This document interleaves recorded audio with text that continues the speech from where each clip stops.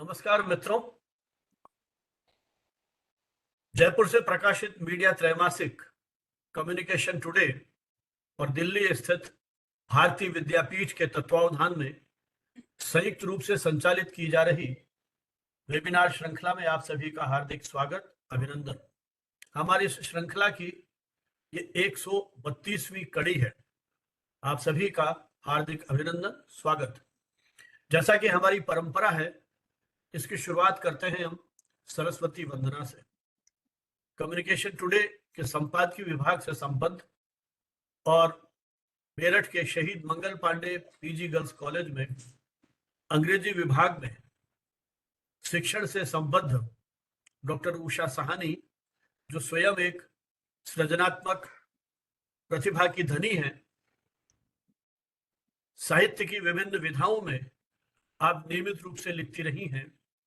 आपके 4 कविता संग्रह, 2 कथा संग्रह और शेक्सपियर पर आपका जो शोध था वो प्रकाशित हो चुका है। मैं उनसे अनुरोध करूंगा कि वे सरस्वती वंदना के माध्यम से आज के इस कार्यक्रम को शुरू करें। डॉक्टर उषा साहनी। आभार सर। माँ शारदे के श्री चरणों में 2 पंक्तियां प्रस्तुत हूँ। या कुंदेन्दु तुषार हार धवला, या शुभ्र वस्त्रावृता, या वीणा वरदंड मंडित करा, या श्वेत पद्मासना, या श्वेत पद्मासना, या श्वेत padmasana. A very warm welcome to one and all present here on this virtual platform. It's a great pleasure to share this fact that this webinar series was started by Professor Sanjeev Bhanawat on 2nd of October 2020. He took a decision at that time that when the COVID thing was going on, it was really difficult for we people to be at peace and understand that how things will get positive.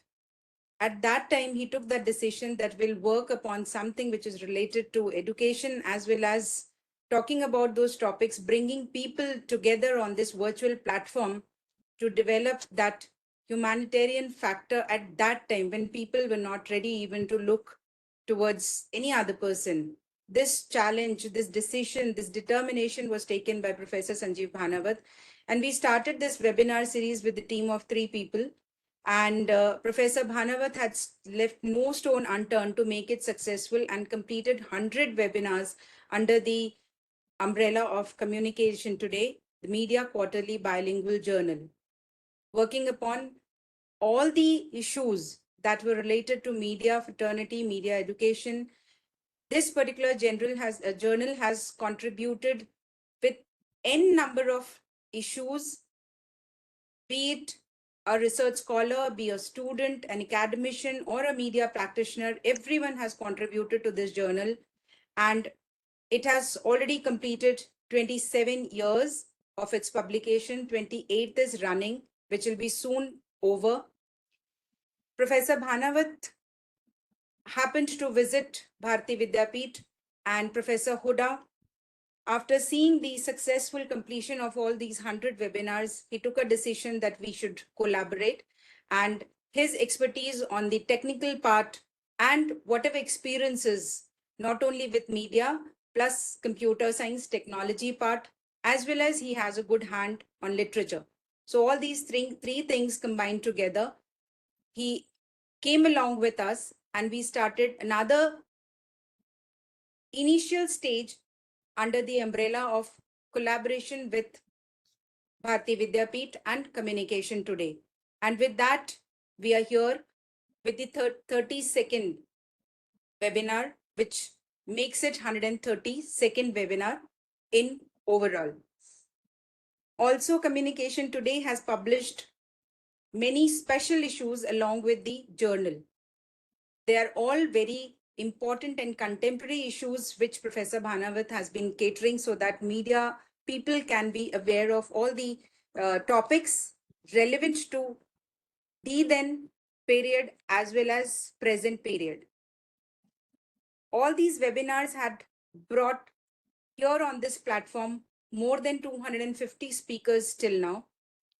Few of them had been here on this platform 3-4 times also. They have contributed a good amount of insight here. Along with presenting all the insights, Professor Bhanawat has made a point that the YouTube channel of him is going to deliver all these information while the webinar as well as after the webinar timings. All these speakers have been really eminent speakers, very, very comfortable and expert in their topics. The topics that have been given here, discussed for the webinars, they have flashed such light on those topics that the participants have always been benefited by their insights and their experiences and expertise. Today, we are going to have these special intellectual thoughts of three speakers. Ms. Reshma Khan, Assistant Director Program, Akashvani Jaipur. She'll be with us very shortly. We have Shri Jayesh Pandey, Program Head Radio, LJ 90.8 FM, Campus Radio of LJ University, Ahmedabad. And also we have Shri Yogesh Kanwaji, Program Executive, AIR Jaipur. I welcome you all, our eminent speakers, and thank to Professor Sanjeev Bhanawat that he has given this opportunity to me to be the organizing secretary of this webinar and come on this platform along with all the participants as well as the speakers. Thank you so much, sir. Over to you. चलिए, बहुत बहुत आभार doctor Usha Sahni आपके इस प्रारंभिक उद्बोधन के लिए। कार्यक्रम को आगे बढ़ाने से पहले मैं अनुरोध करूंगा प्रियंका सिंह जी से, जो भारतीय विद्यापीठ में school of journalism and mass communication में असिस्टेंट प्रोफेसर हैं। रेडियो पॉडकास्टिंग पर आप अपनी पीएचडी कर रही हैं और Makhanlal Chaturvedi national institute of journalism and mass communication से आपने नोएडा कैंपस से आपने मास्टर्स डिग्री प्राप्त की है। मैं आपसे अनुरोध करूंगा कि हमारे सारे अतिथियों का बुके से आप स्वागत करें। Priyanka Singh. Thank you so much sir, आपने मुझे मौका दिया कि मैं इस बुके से हमारे जितने भी आज के स्पीकर्स हैं उनका रिस्पेक्ट करूं, उनको एक ग्रैटिट्यूड प्रेजेंट करूं। And thank you so much कि आज नेशनल रेडियो ब्रॉडकास्टिंग डे पे आपने मुझे मौका दिया। बेसिकली ये जो रेडियो ब्रॉडकास्टिंग है, इट्स ऑल अबाउट कि हम एक ऑडियो मीडियम की वैल्यू करें, ठीक है, because audio visual come from the audio only. So basically आज ये जो ऑडियो विजुअल है वो ऑडियो के बिना इनकम्प्लीट है। Audio itself is a powerful medium. आवाज खुद में एक बहुत ही ज्यादा पावरफुल मीडियम है और आज इसके थ्रू, आज इस डे को सेलिब्रेट करने के थ्रू हम उन सारी चीजों को समझ पाएंगे और इसकी वैल्यू समझ पाएंगे। तो थैंक यू सो मच आज के जितने भी स्पीकर्स हैं, and thank you so much बनावत सर एंड सर।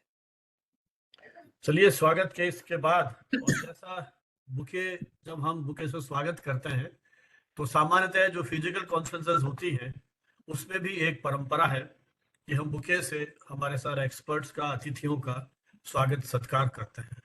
तो ये परंपरा प्रोफेसर एमएन हुड़ा साहब के इनिशिएटिव पर शुरू की कि हम ऑनलाइन भी इसी तरह से एक स्वागत करें।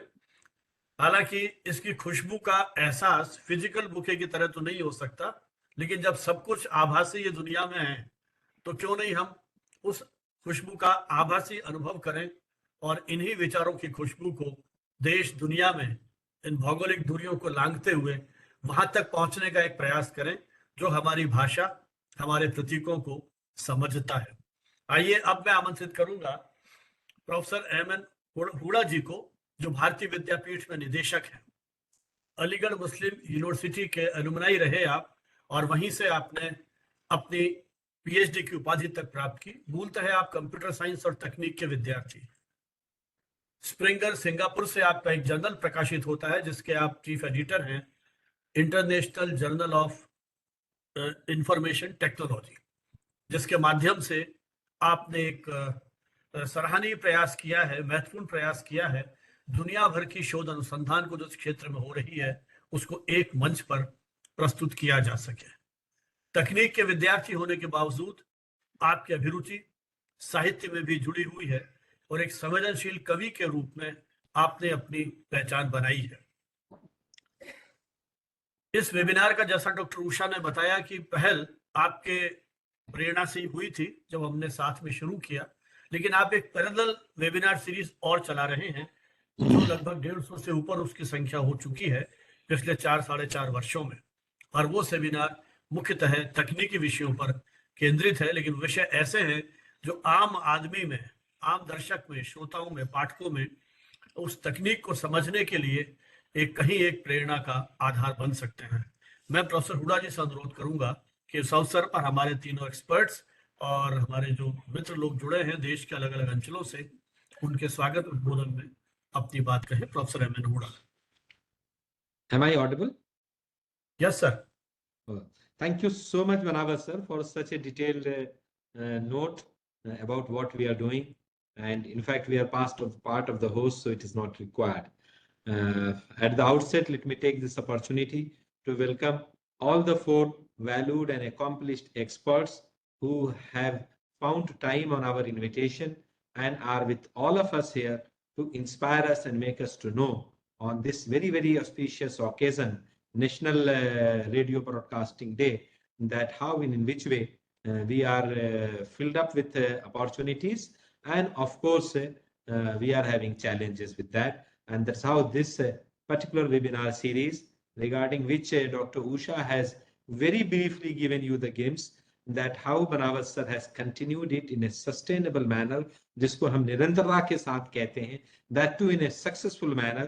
And आप imagine करें कि जब मैंने तकरीबन 95th 96th सीरीज, 3-4 सीरीज उस 90 to 100 के बीच की अटेंड की वेबिनार की जो बनावट सर चला रहे थे, तो मैं अपने आप को रोक नहीं सका और फिर मैंने उनसे बात की कि सर मैं तो वेबिनार सीरीज चला रहा हूं मई 2020 से, और अब तक तकरीबन 150 के आसपास 153 सीरीज हमारी हो चुकी। जिन परेशानियों, जिन कठिनाइयों और जिन चैलेंजेस मुझे फेस करना पड़ता है, डिस्पाइट द फैक्ट कि एक ह्यूज इंस्टीट्यूशनल सेटअप, एक बड़ी टीम मेरे साथ इन्वॉल्व होती है जो फुल टाइम मेरे साथ काम कर रही है, एक इंस्टीट्यूशन है, उसके बावजूद हम जिस तरीके के चैलेंज को फेस कर रहे हैं, आप इंडिविजुअली 2-3 अपने अजीज स्टूडेंट्स कह लें, कलीग्स कह लें, उनके साथ कैसे चला पा रहे हैं। It is such an inspiring story कि मुझे ऐसा लगा कि मुझे इसमें जरूर जुड़ना चाहिए। और उनके लिए फिर यही कहना, आप इमेजिन करें 250 से ज्यादा स्पीकर्स और अब तकरीबन 131 ऐसे श्रृंखलाओं का YouTube repository and huge network WhatsApp पे, और फिर उस कमिटमेंट के साथ सिर्फ एक वेबिनार श्रृंखला नहीं चल रही, ये सिर्फ ये नहीं कि सर चला रहे इस वेबिनार श्रृंखला को, साथ में एक जर्नल निकाल रहे। मल्टीलिंगुअल निकालना आज के दिन में कितना बड़ा चैलेंज है। मैं जर्नल निकाल रहा हूं, मैंने नई कुछ शुरुआत की है, मैं बहुत बार सोच रहा हूं इसको मल्टीलिंगुअल करूं, और करते वक्त कितनी सारी मेरे पास कंसर्न सामने आ रही है और अभी तक मल्टीलिंगुअल शुरू नहीं कर सका। जो जर्नल में चला रहा हूं वो पिछले 16 साल से चला रहा हूं, स्प्रिंगर नेचर सिंगापुर से पब्लिश करता है, स्कोपस इंडेक्स्ड है, और उसमें जो कठिनाइयां और चैलेंजेस मुझे आती हैं वो मैं खूब अच्छे तरीके से भली भांति वाकिफ हूं। इन सब के बैकड्रॉप में जब मैं बनावट सर को देखता हूं तो मुझे बिल्कुल ये 2 पंक्तियां और ये इंटरप्रिटेशन समझ में आता है कि बनावट सर अपने आप में एक इंडिविजुअल नहीं है, एक इंस्टीट्यूशन है। क्योंकि वो अगर इंस्टीट्यूशनल समझ के साथ इसको नहीं चलाते तो शायद इतने निरंतरता के साथ, इस सस्टेनेबिलिटी के साथ, इस कंटिन्यूटी के साथ वो न तो जर्नल चला सकते थे पिछले 27-28 सालों से, न ये वेबिनार की सीरीज पिछले 2020 से चला सकते थे। इसके लिए बहुत ज्यादा कमिटमेंट, बहुत ज्यादा पैशन और बहुत ज्यादा जज्बात की जरूरत होती है। तो उनके लिए ही ये शेर है कि यही है जुनून मेरा, यही है शौक मेरा, यही है जुनून मेरा, यही है शौक मेरा, चिराग वहां जला दें जहां है अंधेरा। आप छोटी सी बात कीजिए, कोई चर्चा कीजिए, वो या तो कहेंगे कि इस टॉपिक पे हमने ऑलरेडी एक सीरीज रन की थी, एक श्रृंखला की थी, और उसका यूट्यूब का ये लिंक अवेलेबल है। या ये फिर कहेंगे कि ये तो बहुत अच्छा टॉपिक आपने चर्चा में लाए, अगले 10 दिनों में कोई तो वेबिनार इसमें शेड्यूल किया जाएगा। ये जुनून चाहिए, ये पैशन चाहिए, ये कमिटमेंट चाहिए। उस वक्त ये वो भूल जाते हैं कि इसे ऑर्गेनाइज करने के लिए कितनी कठिनाइयां हैं। तो मैं और मेरा भारतीय विद्यापीठ सिर्फ एक छोटी सी आहुति इसमें दे रहा, और ये ठीक है कि बनावत सर के इस सीरीज में जिसको अकेले उन्होंने शुरुआत की थी, डॉक्टर उषा जी आ गई, डॉक्टर स्मृति आई, भारतीय विद्यापीठ जुड़ा, और मैं इसमें देखता हूँ ऑडियंस के प्रोफाइल में कि कितने सीनियर लोग इसमें जुड़े हैं। ये सब उनकी अपने व्यक्तित्व और उनकी शख्सियत और उनकी पर्सनालिटी का से जो एक इंस्पायरिंग वेव आती है, उस इंस्पायरिंग वेव का असर है, जिसके लिए मैं हमेशा इकबाल की ये 2 पंक्तियां याद दिलाता हूँ कि अकेला ही चला था जानिबे मंजिल, मगर लोग आते गए और कारवां बनता गया। तो हम सब लोग आपसे सीख रहे हैं सर, हमें प्रेरणा देते रहिए और इसी तरीके से इसको चलाते रहिए। मैं सब लोगों से रिक्वेस्ट करूंगा कि जो लोग हमसे जुड़े हैं, जो वेबिनार को लाइव सुनते हैं हमारे प्लेटफॉर्म पे आके, वो भी, और जो नहीं सुन पाते हैं पूरा वेबिनार, किसी दिक्कत से डिस्कनेक्ट हो जाते हैं, उन सब के लिए जो यूट्यूब रिपोजिटरी मेंटेन हो रही, वो एक बहुत बड़ा साधन है जहां से आप कभी भी किसी भी वक्त इसको इस्तेमाल कर सकते हैं। और बहुत बार ये जो इंफॉर्मेशन है ये आपको किताबों में, जर्नल में इतने बड़े विद्वान अकॉम्प्लिश्ड एक्सपर्ट्स के सेशंस नहीं अवेलेबल हैं। फ्रेंड्स, आज का जो दिन हम सबके लिए है, आप सबको बहुत बहुत बधाइयां नेशनल रेडियो ब्रॉडकास्टिंग डे की। और मैं हमेशा इसको कहता हूं, it is one of the most memorable day, and the value and this day values the impact of the radio as a mode of communication, entertainment, and why only communication and entertainment, also education. आप देखें इग्नू की series तो सबको पता है, और पता नहीं अनजाने में कितनी और सीरीज आ रही हैं जो एजुकेशन के नाम पे हैं या एजुकेशन के नाम पे ना हो, फिर भी वो एजुकेशन से रिलेटेड सीरीज है। लेकिन अगर हम इन सब एक्टिविटीज को अगर एक डिजिटल एज के बैकड्रॉप में देखें, तो dear friends, we cannot deny our omnipresence digital era in which all of us are living. In every walk of life, the digital environment has penetrated and become omnipresent. And when in every walk of life, the digital life has become omnipresent, why and in which way the broadcasting can remain in isolation. So the now in a changed environment, जिस change के लिए मैं हमेशा कहता हूं कि हमें change को होल हार्टेडली वेलकम करना पड़ेगा, चेंज के साथ चलना पड़ेगा, changing under the changed ecosystem we need to change ourself. और इसीलिए मैं कहता हूं कि जो लोग चेंज नहीं करते वो हमेशा परेशान रहते हैं। और चेंज के लिए ये है कि इंसान घर बदलता है, लिबास बदलता है, रिश्ते बदलता है, दोस्त बदलता है, फिर भी परेशान क्यों रहता है? क्योंकि हम अपने आप को नहीं बदलते। And that's how the Ghalib from the same land said that उमर भर गालिब यही भूल करता रहा, धूल चेहरे पे थी और मैं आईना साफ करता रहा। तो चैलेंजेस होंगी। आज का टॉपिक है हमारा कि broadcasting in digital age, challenges and opportunities. तो चैलेंजेस होंगी, लेकिन उन चैलेंजेस की वजह से हम आईना साफ नहीं करेंगे, बल्कि अपने चेहरे को साफ करके अपॉर्चुनिटीज तलाशेंगे। और हम ये देखेंगे कि डिजिटल एज का डिस्ट्रक्टिव या मिसयूज होने के बजाय हम उनके positive sides and positive uses को कैसे अपने पर्पस से लेवरेज कर सकते हैं, कैसे अपने पर्पस से एक्सप्लोर कर सकते हैं, अनलीश कर सकते हैं। And that is why I always say कि friends, the way we consume now media has completely been transformed, completely been changed, and thanks to the digital platform, of course, given by we technologists, the digital people, the students of computer science, that offer now endless possibilities, opportunities, of course, with few challenges. My dear friends, broadcasting in digital age is a whole new ball game now. It brings challenges like dealing with a scattered audience, content overload, money matters, and copyright battles. We have seen many of the cases and even the litigations connected with this. But this is not the end. We must take into consideration the incredible opportunities which broadcasting in digital age is going to give us. And the foremost amongst them will be that before digital age, it was not at all possible to reach to the global audience. Now, easily we can reach to the global audience. Even in our webinar, we have seen many times the international participants and that if had this been conducted in a physical mode, absolutely it would not have been possible. So reaching to the global audience is one aspect of the opportunity which we have. Offer personalized experiences to the people. You see the kind of the interactive TV and interactive media based platforms have given us seamless and very mesmerizing experiences. Engage interactively with the people based on their desire and wishes, and explore creative content. That is the kind of the environment which because of the changes in the digital system has come before all of us. And friends, in today's time, I strongly disagree that the old stories that fast will beat the big fishes will eat the smaller one will be true in future time. That is no more true. Now in digital age, the fast will beat the slow is a new order of the day. Learn, unlearn, and relearn is the new order of the day. So in this regard, I wanted to say this concluding sentence, that in the fast-paced digital world, broadcasters need to embrace the technology. Actively you adopt the changes and utilize the best part of the technology within their control, and that too judiciously. Use data wisely, because it is globally being said the third world war may be on data. So we need to use data wisely and build strong connections with their audience, engage them, keep them in interactive manner, connected with all of them, and then the entire world is yours. That is what is the future. It is a time to rock the digital broadcasting scene and captivate the viewers with exciting, entertaining, and informative content. With this objective and with this background, today's 132nd webinar is being organized, for which we have together invited the three accomplished experts, Ms. Reshma Khan, the Assistant Director Program. She was about to join. I'm not aware whether she has joined or will be joining. And Shri Jayesh Pandya ji, Program Head, Radio from Ahmedabad.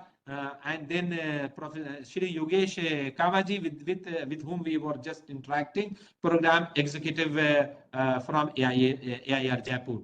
देखें एक तरफ जयपुर और दूसरी तरफ Ahmedabad, and audience का profile देखें पूरे country के लेंथ एंड ब्रेथ से, एक तरफ ओडिशा, दूसरी तरफ कश्मीर, तीसरी तरफ ऑफ कोर्स हैदराबाद, चौथी तरफ महाराष्ट्र, तमिलनाडु, बिहार, झारखंड, ये ऑडियंस का प्रोफाइल है. सो इस प्रोफाइल के साथ आज हम जमा हुए हैं ये समझने के लिए कि जो चैलेंजेस हैं उनसे हम कैसे बचें, उनको अपनी स्ट्रेंथ और अपॉर्चुनिटीज में कैसे कन्वर्ट करें, और जो अपॉर्चुनिटीज हैं उनको फर्दर कैसे लेवरेज करें. Thank you so much. I welcome you all my valued experts today, and of course all my lovely audience who are here. और हमारे साथ जुड़ते रहिए, हमें मोटिवेट करते रहिए. आप हमें मोटिवेट करते रहेंगे तो हम बनावत सर को मोटिवेट करते रहेंगे, और जो उनसे एनर्जी फ्लो करेगी वो एनर्जी हमें बहुत दूर तक और बहुत देर तक ऐसे प्रोग्राम की कंटिन्यूटी मेंटेन करने में मदद करेगी. तो आप सब लोगों की आहुति इसमें चाहिए. Wish you all the best. Keep learning despite disruptions and keep sharing this information with your friends, with your colleagues, with your research scholars, with your students. एक छोटी सी बीच में इंफॉर्मेशन है कि ICSSR के सौजन्य से 13-14 सितंबर को भारतीय विद्यापीठ के परिसर में एक विकसित भारत पे एक हमारी ICSSR स्पॉन्सर्ड कॉन्फ्रेंस हो रही है. इसके रिसर्च पेपर इनवाइट किए गए हैं. 5 अगस्त तक रिसर्च पेपर सबमिट करने की डेट है. आप में से जो लोग रिसर्च पेपर लिखते हैं अपना रिसर्च पेपर इस कॉन्फ्रेंस के लिए सबमिट करें. जो इनवाइटेड टॉक देना चाहते हैं वो हमसे जुड़े. ये पूरी 2 दिन की जो कॉन्फ्रेंस है ये बनावत सर की अध्यक्षता में भारतीय विद्यापीठ कैंपस न्यू दिल्ली के अंदर होने वाली है. जो लोग ट्रैवल कर सकते हैं वो ट्रैवल करें, अपना डेट रिजर्व करें. जो ट्रैवल नहीं कर सकते वो भी कैलेंडर रिजर्व करें, ऑनलाइन जुड़े हमारे साथ. एंड इन्हीं शब्दों के साथ मैं आपसे जुदा होना चाहता हूं. इससे पहले कि क्वेश्चन आंसर सेशन हो, इन 2 पंक्तियों के साथ कि डिजिटल एज को कम ना आके डिजिटल अपॉर्चुनिटीज डिजिटल एज में बहुत ज्यादा है, चैलेंजेस बहुत कम, अपॉर्चुनिटीज बहुत ज्यादा है, लेकिन स्टिल हमारा विजन बहुत ब्रॉड है. हम बहुत कुछ और एक्सपेक्ट करना चाहते हैं, जिनके लिए मैंने तकरीबन 6 साल पहले ये 2 पंक्तियां लिखी थी कि ओ टेक्नोलॉजी के मुसाफिर तुम्हें अभी बहुत दूर जाना है, ओ टेक्नोलॉजी के मुसाफिर तुम्हें अभी बहुत दूर जाना है, पत्थरों पे गुलाब खिलाना है और आंधियों में चिराग जलाना है. ये टेक्नोलॉजी का विजन है. तो इन अपॉर्चुनिटीज के साथ thank you so much. Wish you all the best. God bless you. Over to you Banawat sir. बहुत बहुत आभार भाई हुडा जी, आपने प्रसारण के उस बदलते परिदृश्य पर और उनकी चुनौतियों और भावी संभावनाओं पर बहुत ही संक्षिप्त रूप में सारगर्भित टिप्पणियां की हैं। बहुत बहुत आभार आपका। और जैसा कि आपने कहा कि इतिहास की भी अपनी एक महत्ता होती है, यह भी एक अद्भुत संयोग है कि आकाशवाणी को हमारे देश में आज एक सदी हो गई है।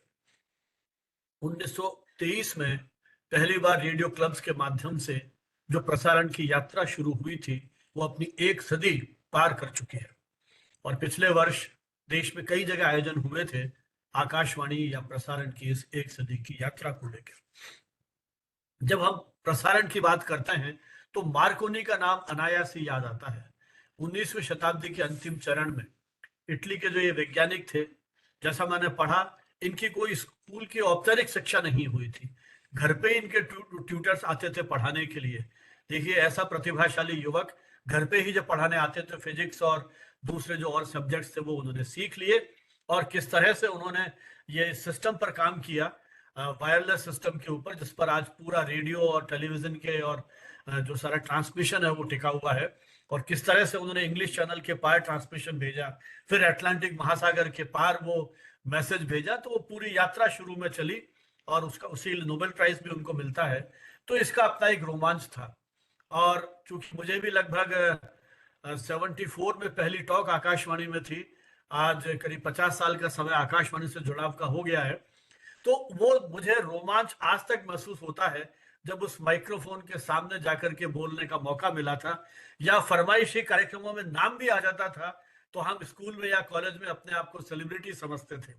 तो ये उसका एक रोमांच था। और वो भी याद है कि जब मेरे पिताजी की पहली रेडियो टॉक थी तो पड़ोसी के घर पे रेडियो सुनने गए थे। रेडियो होता नहीं था, फिर ट्रांजिस्टर का दौर आया, लाइसेंस लिए जाते थे, न जाने कितनी यात्राओं को पार करते हुए, है ना। और बहुत विस्तार से तो हमारे दोनों मित्र जो आकाशवाणी के जुड़े हुए हैं, मेरा जो छोटा मोटा अनुभव है, को गीत सुनना होता तो वहां लाइब्रेरी में जाकर के वो कैसेट्स ढूंढते थे। आज सब कुछ कंप्यूटर पर सिमट गया है। पत्र लिखते थे, कुछ शहरों को तो आकाशवाणी ने पॉपुलर किया। वो मारवाड़, मुंडवा या क्या जो ऐसी ऐसी जगह थी, वहां से आनंद अखिलार, वो नाम अभी तक जहन में बसे हुए हैं। किस तरह झुमरी तलैया और क्या क्या उसमें शहरों के नाम थे जहां से ये फरमाइशें आती थी। तो वो पूरा एक दौर है आकाशवाणी का। मुझे अभी भी याद है कि हवा महल की ट्यून जब सुनते थे तो जहां भी कहीं है अपनी साइकिल लेके भागते थे कि हवा महल सुनना है। न जाने वो इंस्पेक्टर ईगल के मुकदमे और क्या क्या प्रोग्राम्स आते थे। और जयपुर केंद्र की तो मुझे अभी भी याद है 71 की जो वॉर थी, वो गीगले का बापू और लड़े सूरमा आज जी, गणपत लाल डांगी जैसे कलाकार उस समय हुआ करते थे। उस युद्ध के दौरान जिस तरह के कार्यक्रम आते थे, तो आकाशवाणी ने बहुत सारे पूरा इतिहास को जिस तरह से देखा है, और कितने साहित्यकार, कितने कवि, कितने राजनेता, उनकी आवाज आज संग्रहालय में हमको मिल सकती है। तो इसलिए इतिहास की तो अपनी एक महत्ता है। फिर एक दौर आता है, टेलीविजन आता है, आकाशवाणी कहीं खो गई। और कभी कभी मुझे लगा, मुझे पता नहीं भाई जयेश जी और योगेश जी सहमत होंगे नहीं होंगे, मुझे तो कभी लगने लगा कि शायद जो आकाशवाणी में काम करने वाले हमारे अधिकारी हैं वो भी कहीं हताशा के शिकार होते चले जा रहे हैं।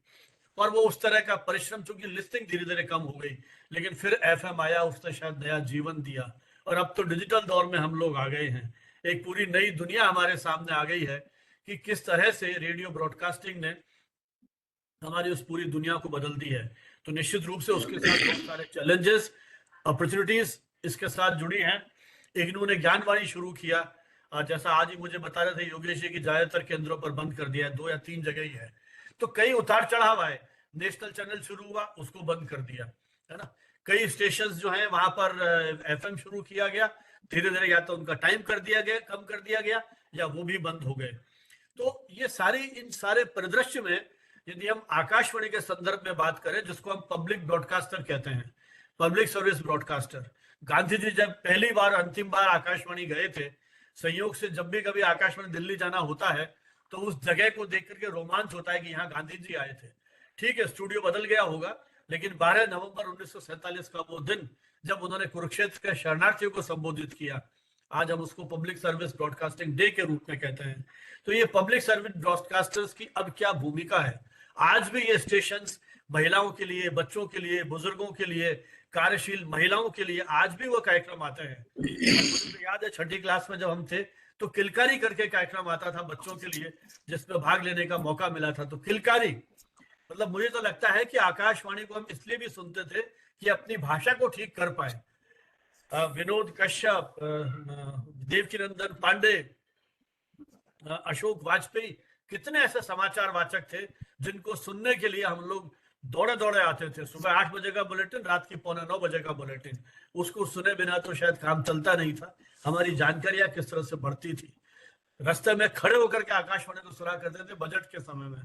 अब पूरी दुनिया बदल गई है और एक अलग तरह का रोमांच हमारे सामने हो गया। रोमांच तो अभी भी है, लेकिन उसका रूप बदल गया है। तो आज उसी रोमांच की बात, प्रसारण के उसी उस पूरे दौर को जिन्होंने रोमांस के साथ जिया है, आज 40-40 साल तक, 30-30 साल तक उसमें आपने काम किया है और पूरे युग को परिवर्तित होते हुए देखा है। जो हमारा पुराना तरीका था ब्रॉडकास्टिंग का, उसको डिजिटल होते हुए आपने अपने जीवन काल में, अपने कार्यकाल में देखा है। तो किस तरह के चुनौतियां आपने फेस की और अब क्या संभावनाएं लगती हैं आपको। प्राइवेट प्लेयर्स इस फील्ड में आ गए हैं, उन्होंने नई चुनौती दी है। भाषा के जो संस्कार आज से 20 साल पहले थे, धीरे धीरे वो संस्कार खत्म हो गए हैं। एक एक शब्द को लेकर के कहाँ नुक्ते लगेंगे नहीं लगेंगे, इस पर आकाशवाणी के जो अधिकारी होते थे, पैक्स होते थे, वो ध्यान रखते थे। तो वो धीरे धीरे चीजें, उस तरह की ट्रेनिंग, उस तरह का वो सारा परिवेश धीरे धीरे विलुप्त होता चला जा रहा है। तो भाषा के स्तर पर, एंटरटेनमेंट के स्तर पर, एजुकेशन के स्तर पर, इंफॉर्मेशन के स्तर पर जिस तरह से ये परिवर्तन आए हैं, तो हम उन्हीं पर कुछ विचार मंथन करेंगे अपने उस दिए हुए संक्षिप्त समय में।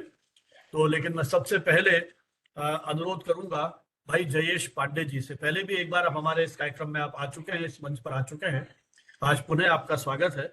भाई जयेश जी सेवानिवृत्ति के बाद आजकल एक एलन रेडियो यूनिवर्सिटी है, उसके एलन रेडियो का जो कैंपस रेडियो है उसके साथ जुड़े हुए हैं और बहुत जल्दी ही वो अपना ट्रांसमिशन जो है वो शुरू करने वाला है। निश्चय ये जो कैंपस रेडियो का प्रयोग जो शुरू हुआ है, आज देश की बहुत सारी यूनिवर्सिटीज है जहां ये कैंपस रेडियो शुरू हो गया है और इसके माध्यम से मुझे लगता है कि हम एक ब्रॉडकास्टर्स की पूरी नई टीम को खड़ा कर सकते हैं।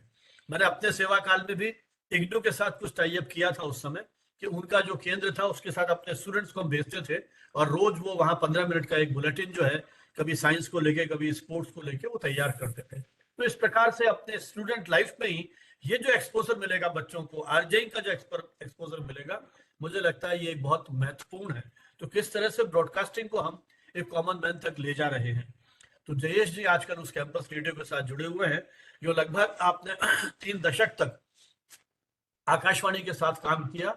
अहमदाबाद के साथ साथ देश के अनेक प्रमुख केंद्रों पर आपने काम किया और जिन जिन राज्यों में, जिन जिन केंद्रों पर आपने काम किया, वहां की जो स्थानीय संस्कृति थी उसको लेकर के आपने बेहतरीन डॉक्यूमेंट्रीज भी बनाई है, ऑडियो डॉक्यूमेंट्रीज जो है वो आपने तैयार की है। क्यों, जो भी मीडिया कर्मी है या ब्रॉडकास्टर है, काम करते समय सभी तरह के कार्यक्रम उनको करने पड़ते हैं।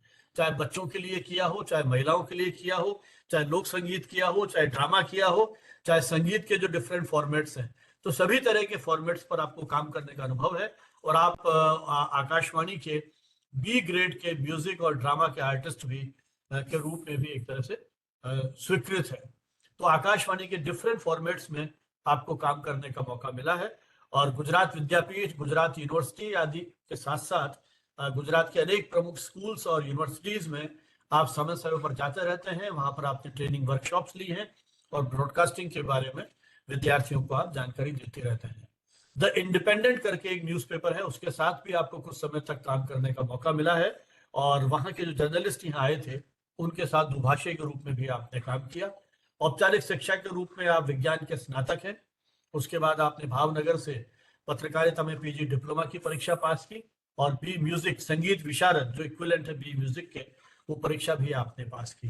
तो एक प्रकार से आपकी अभिरुचि एक शिक्षक के रूप में, एक ब्रॉडकास्टर के रूप में और एक म्यूजिक एक्सपर्ट के रूप में, तो 3 तरह, और एक जर्नलिस्ट, हम 4 तरह की जो मिश्रण है आपके व्यक्तित्व में वो देख सकते हैं। तो आइए हम जानते हैं भाई जयेश जी आकाशवाणी के इस प्रसारण का जो पूरी 1 सदी का दौर है और भविष्य की संभावनाएं हैं उसे किस रूप में देखते हैं। भाई जयेश पांडे जी।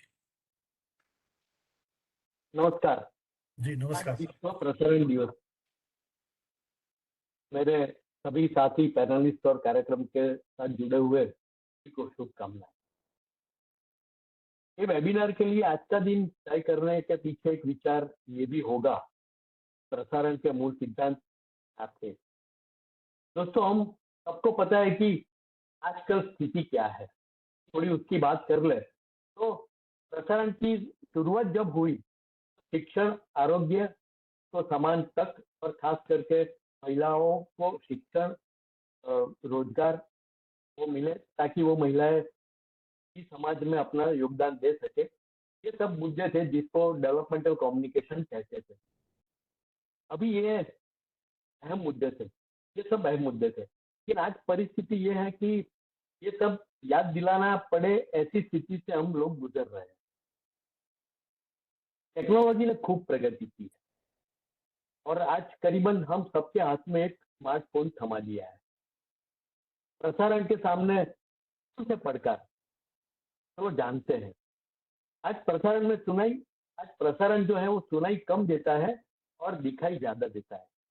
हर कोई लगा हुआ है क्लिक्स और मीम्स बनाने में, और वो परोस क्या रहा है, वो वही चुटकुले, मनगढ़ंत कहानियां, कई सुनी बातें और ढेर सारे मुद्दे, टॉपिक जो कि आम आदमी की जिंदगी के साथ आज तक जुड़े न थे, और ये मुद्दे बगैर तो चैन से भी जी रहा था वो बंदा।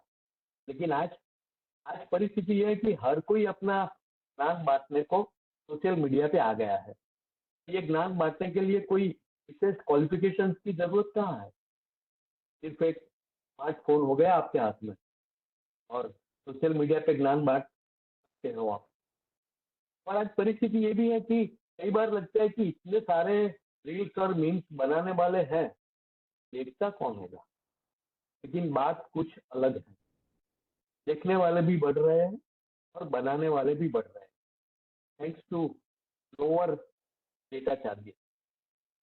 करीब करीब ये जो सोशल मीडिया का बढ़ावा जो हुआ वो कोविड के वक्त से हुआ और उस वक्त उसकी जरूरत भी थी और वो उसने बहुत अच्छा काम भी किया लोगों का।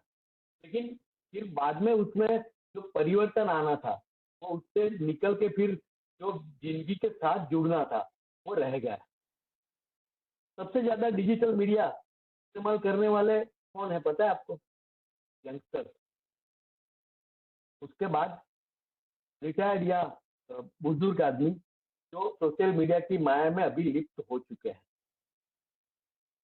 आपको पता होगा कि करीब करीब 30 to 40% लोग हर रोज दिन के 3 या 4 घंटे सोशल मीडिया पर व्यतीत कर रहे हैं। और हर बंदा कितना डेटा यूज करता है? करीब 2.5 से 3 GB।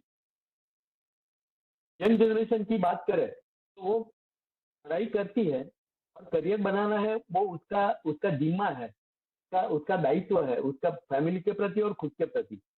वो अपना बहुमूल्य समय सोशल मीडिया पे व्यय कर रहा है।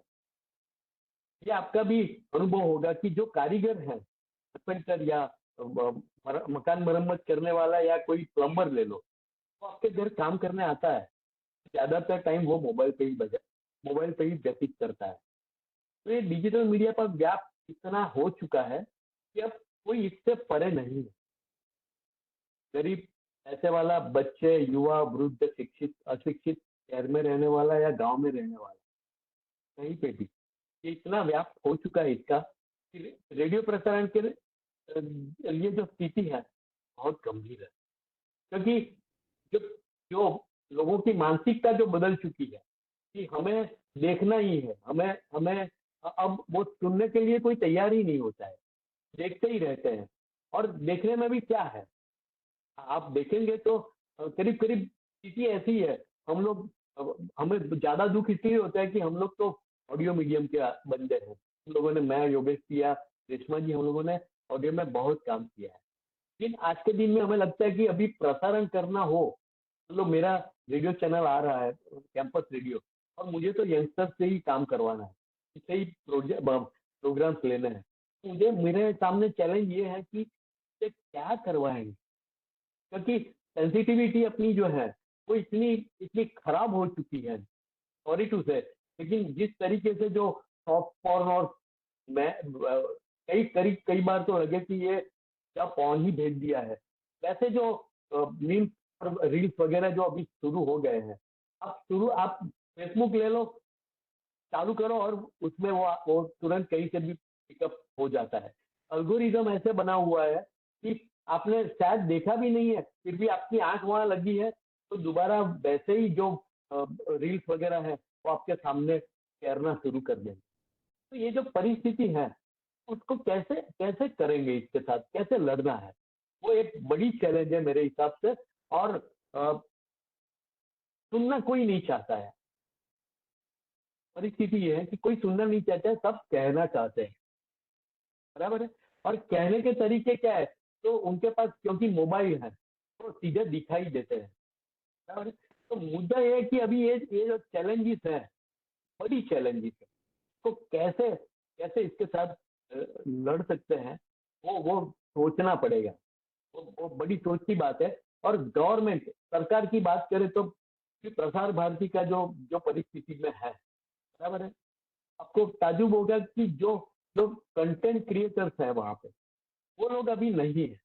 वो लोग अभी वो कंटेंट के लिए वहाँ पे जो प्रोग्राम एग्जीक्यूटिव और उसकी पूरी जो आगे air assistant session director, session director वगैरह हुआ करते थे, वो अभी वो पूरा जो वो लाइन है वो अभी पूरी बंद हो चुकी है। तो कंटेंट के बारे में बड़ी मुश्किल है कि दूसरी चैनल से कहीं आएगा।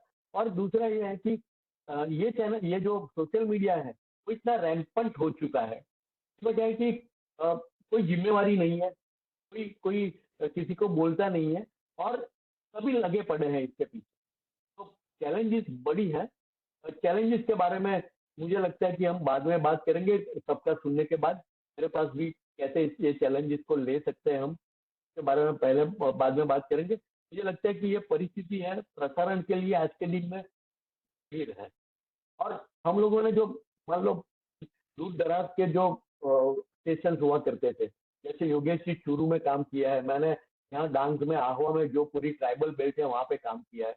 तो वहाँ पे हम लोग जब जाते थे तो उनसे उनकी संस्कृति जो है, उनके संस्कार गीत है, उनकी जो लाइफस्टाइल है, उसके बारे में हम बात करते थे।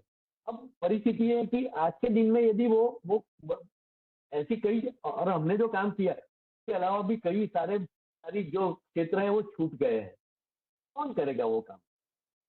ये बड़ी चैलेंज है। मुझे लगता है कि मैं यही ठहरता हूँ, बाद में चैलेंजेस की बात करेंगे, कैसे तो वो उसको वो कर सकते हैं, उसकी बात करेंगे, तब मैं दोबारा जुड़ जाऊंगा। Thank you.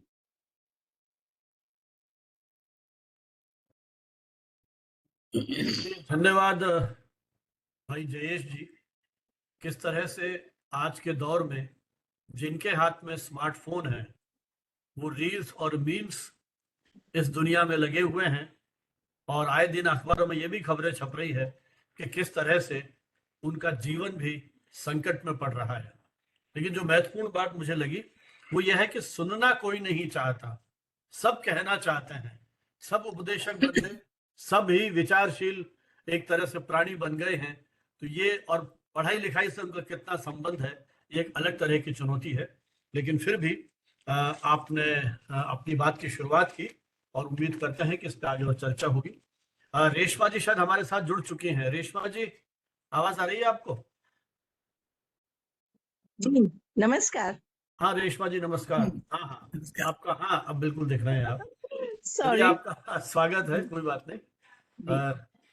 रेशमा जी इस समय आकाशवाणी जयपुर में सहायक निदेशक के रूप में काम कर रही हैं, और आकाशवाणी सेवाओं में आपका, प्रसारण सेवाओं में आपका लगभग 36 वर्ष का अनुभव हो चुका है।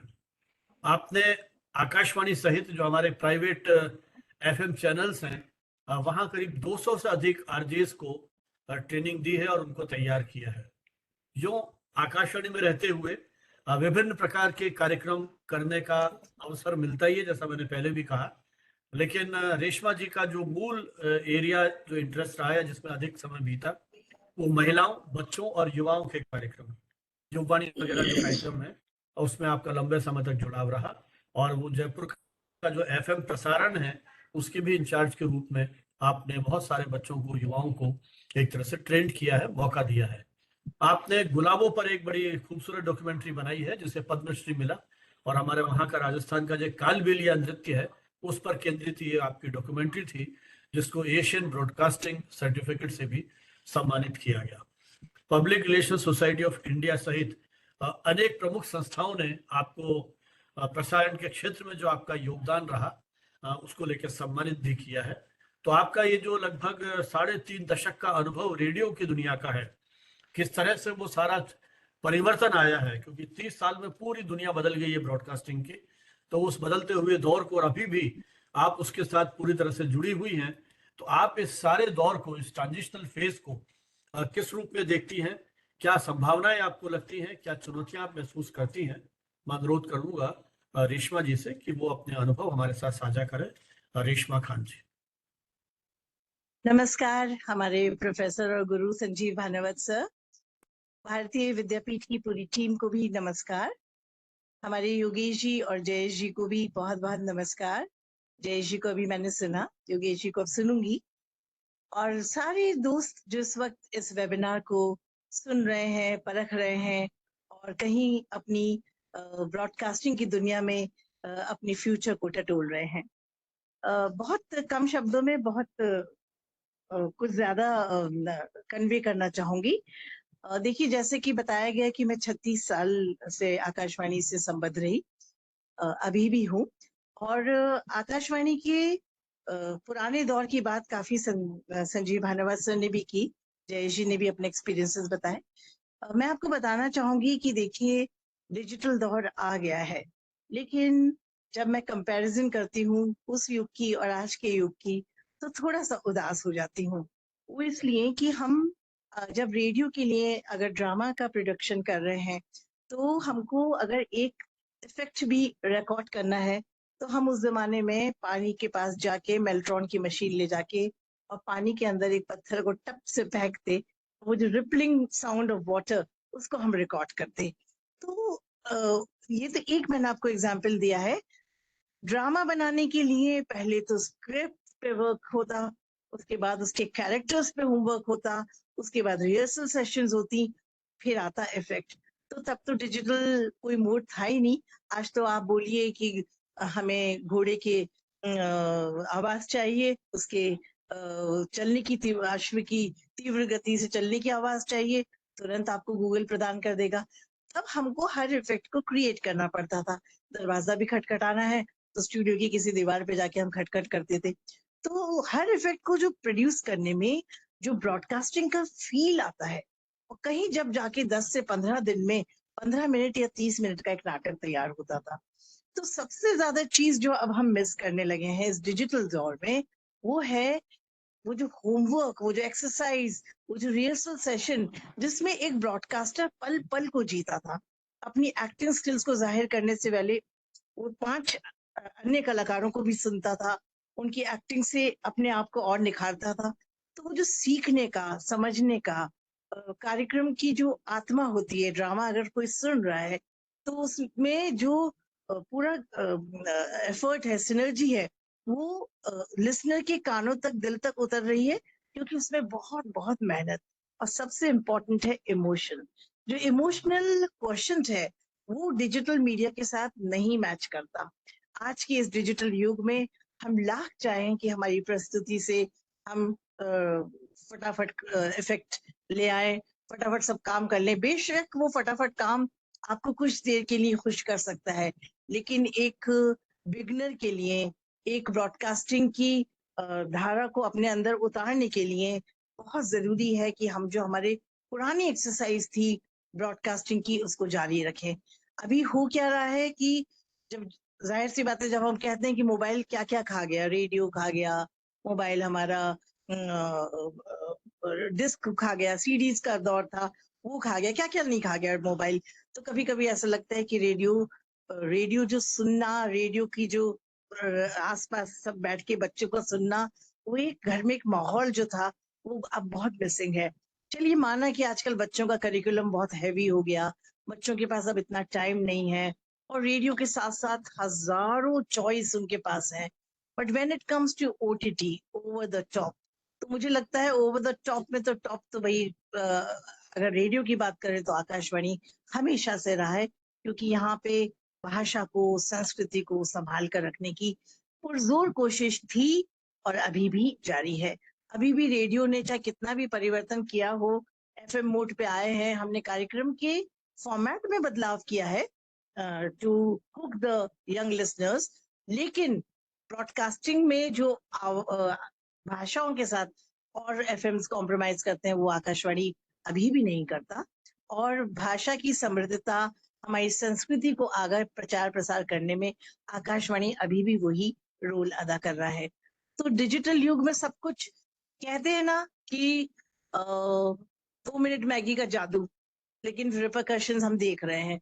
वो बच्चों को खाने में बहुत मजा आ रहा है, फटाफट बनता है, अजीनोमोटो का माल होता है और बच्चे एंजॉय करते हैं। ऐसे ही डिजिटल मीडिया का है। आप बताइए कि आज तक हम मोहम्मद रफी को, किशोर कुमार को, मुकेश दा को क्यों नहीं भूल पा रहे? क्योंकि ओल्ड इज गोल्ड, है ना।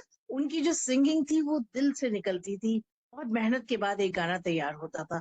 तो चाहे आकाशवाणी के एक प्रसारण कर्मी के रूप में मैं बताऊं अपने एक्सपीरियंसेस, तो मैं कहूंगी कि आकाशवाणी का जो प्रस्तुत करता है वो दिल से कार्यक्रम को प्रस्तुत करता है। He has to be a very very golden hearted personality to make his presentation a very pleasant and a very friendly, listener friendly presentation. और हम जब लाइव प्रेजेंटेशन भी करते हैं तभी हम दिल से अपने लिसनर से जुड़ते हैं। तो चाहे वो खतों का दौर रहा हो, चाहे वो अभी डिजिटल युग हो, लेकिन वो बात जो आप लिसनर से डायरेक्ट करते हैं, लिसनर्स के दिल को टटोलते हैं, उनकी फरमाइश पूरी करते हैं, ऐसा ना सोचिए कि वो दौर खत्म हो गया, वो दौर अभी भी जारी है। रूरल एरिया के जो लिसनर्स हैं वो हमसे अभी भी राब्ता कायम करते हैं, और अर्बन यूथ के लिए तो बहुत चॉइस है।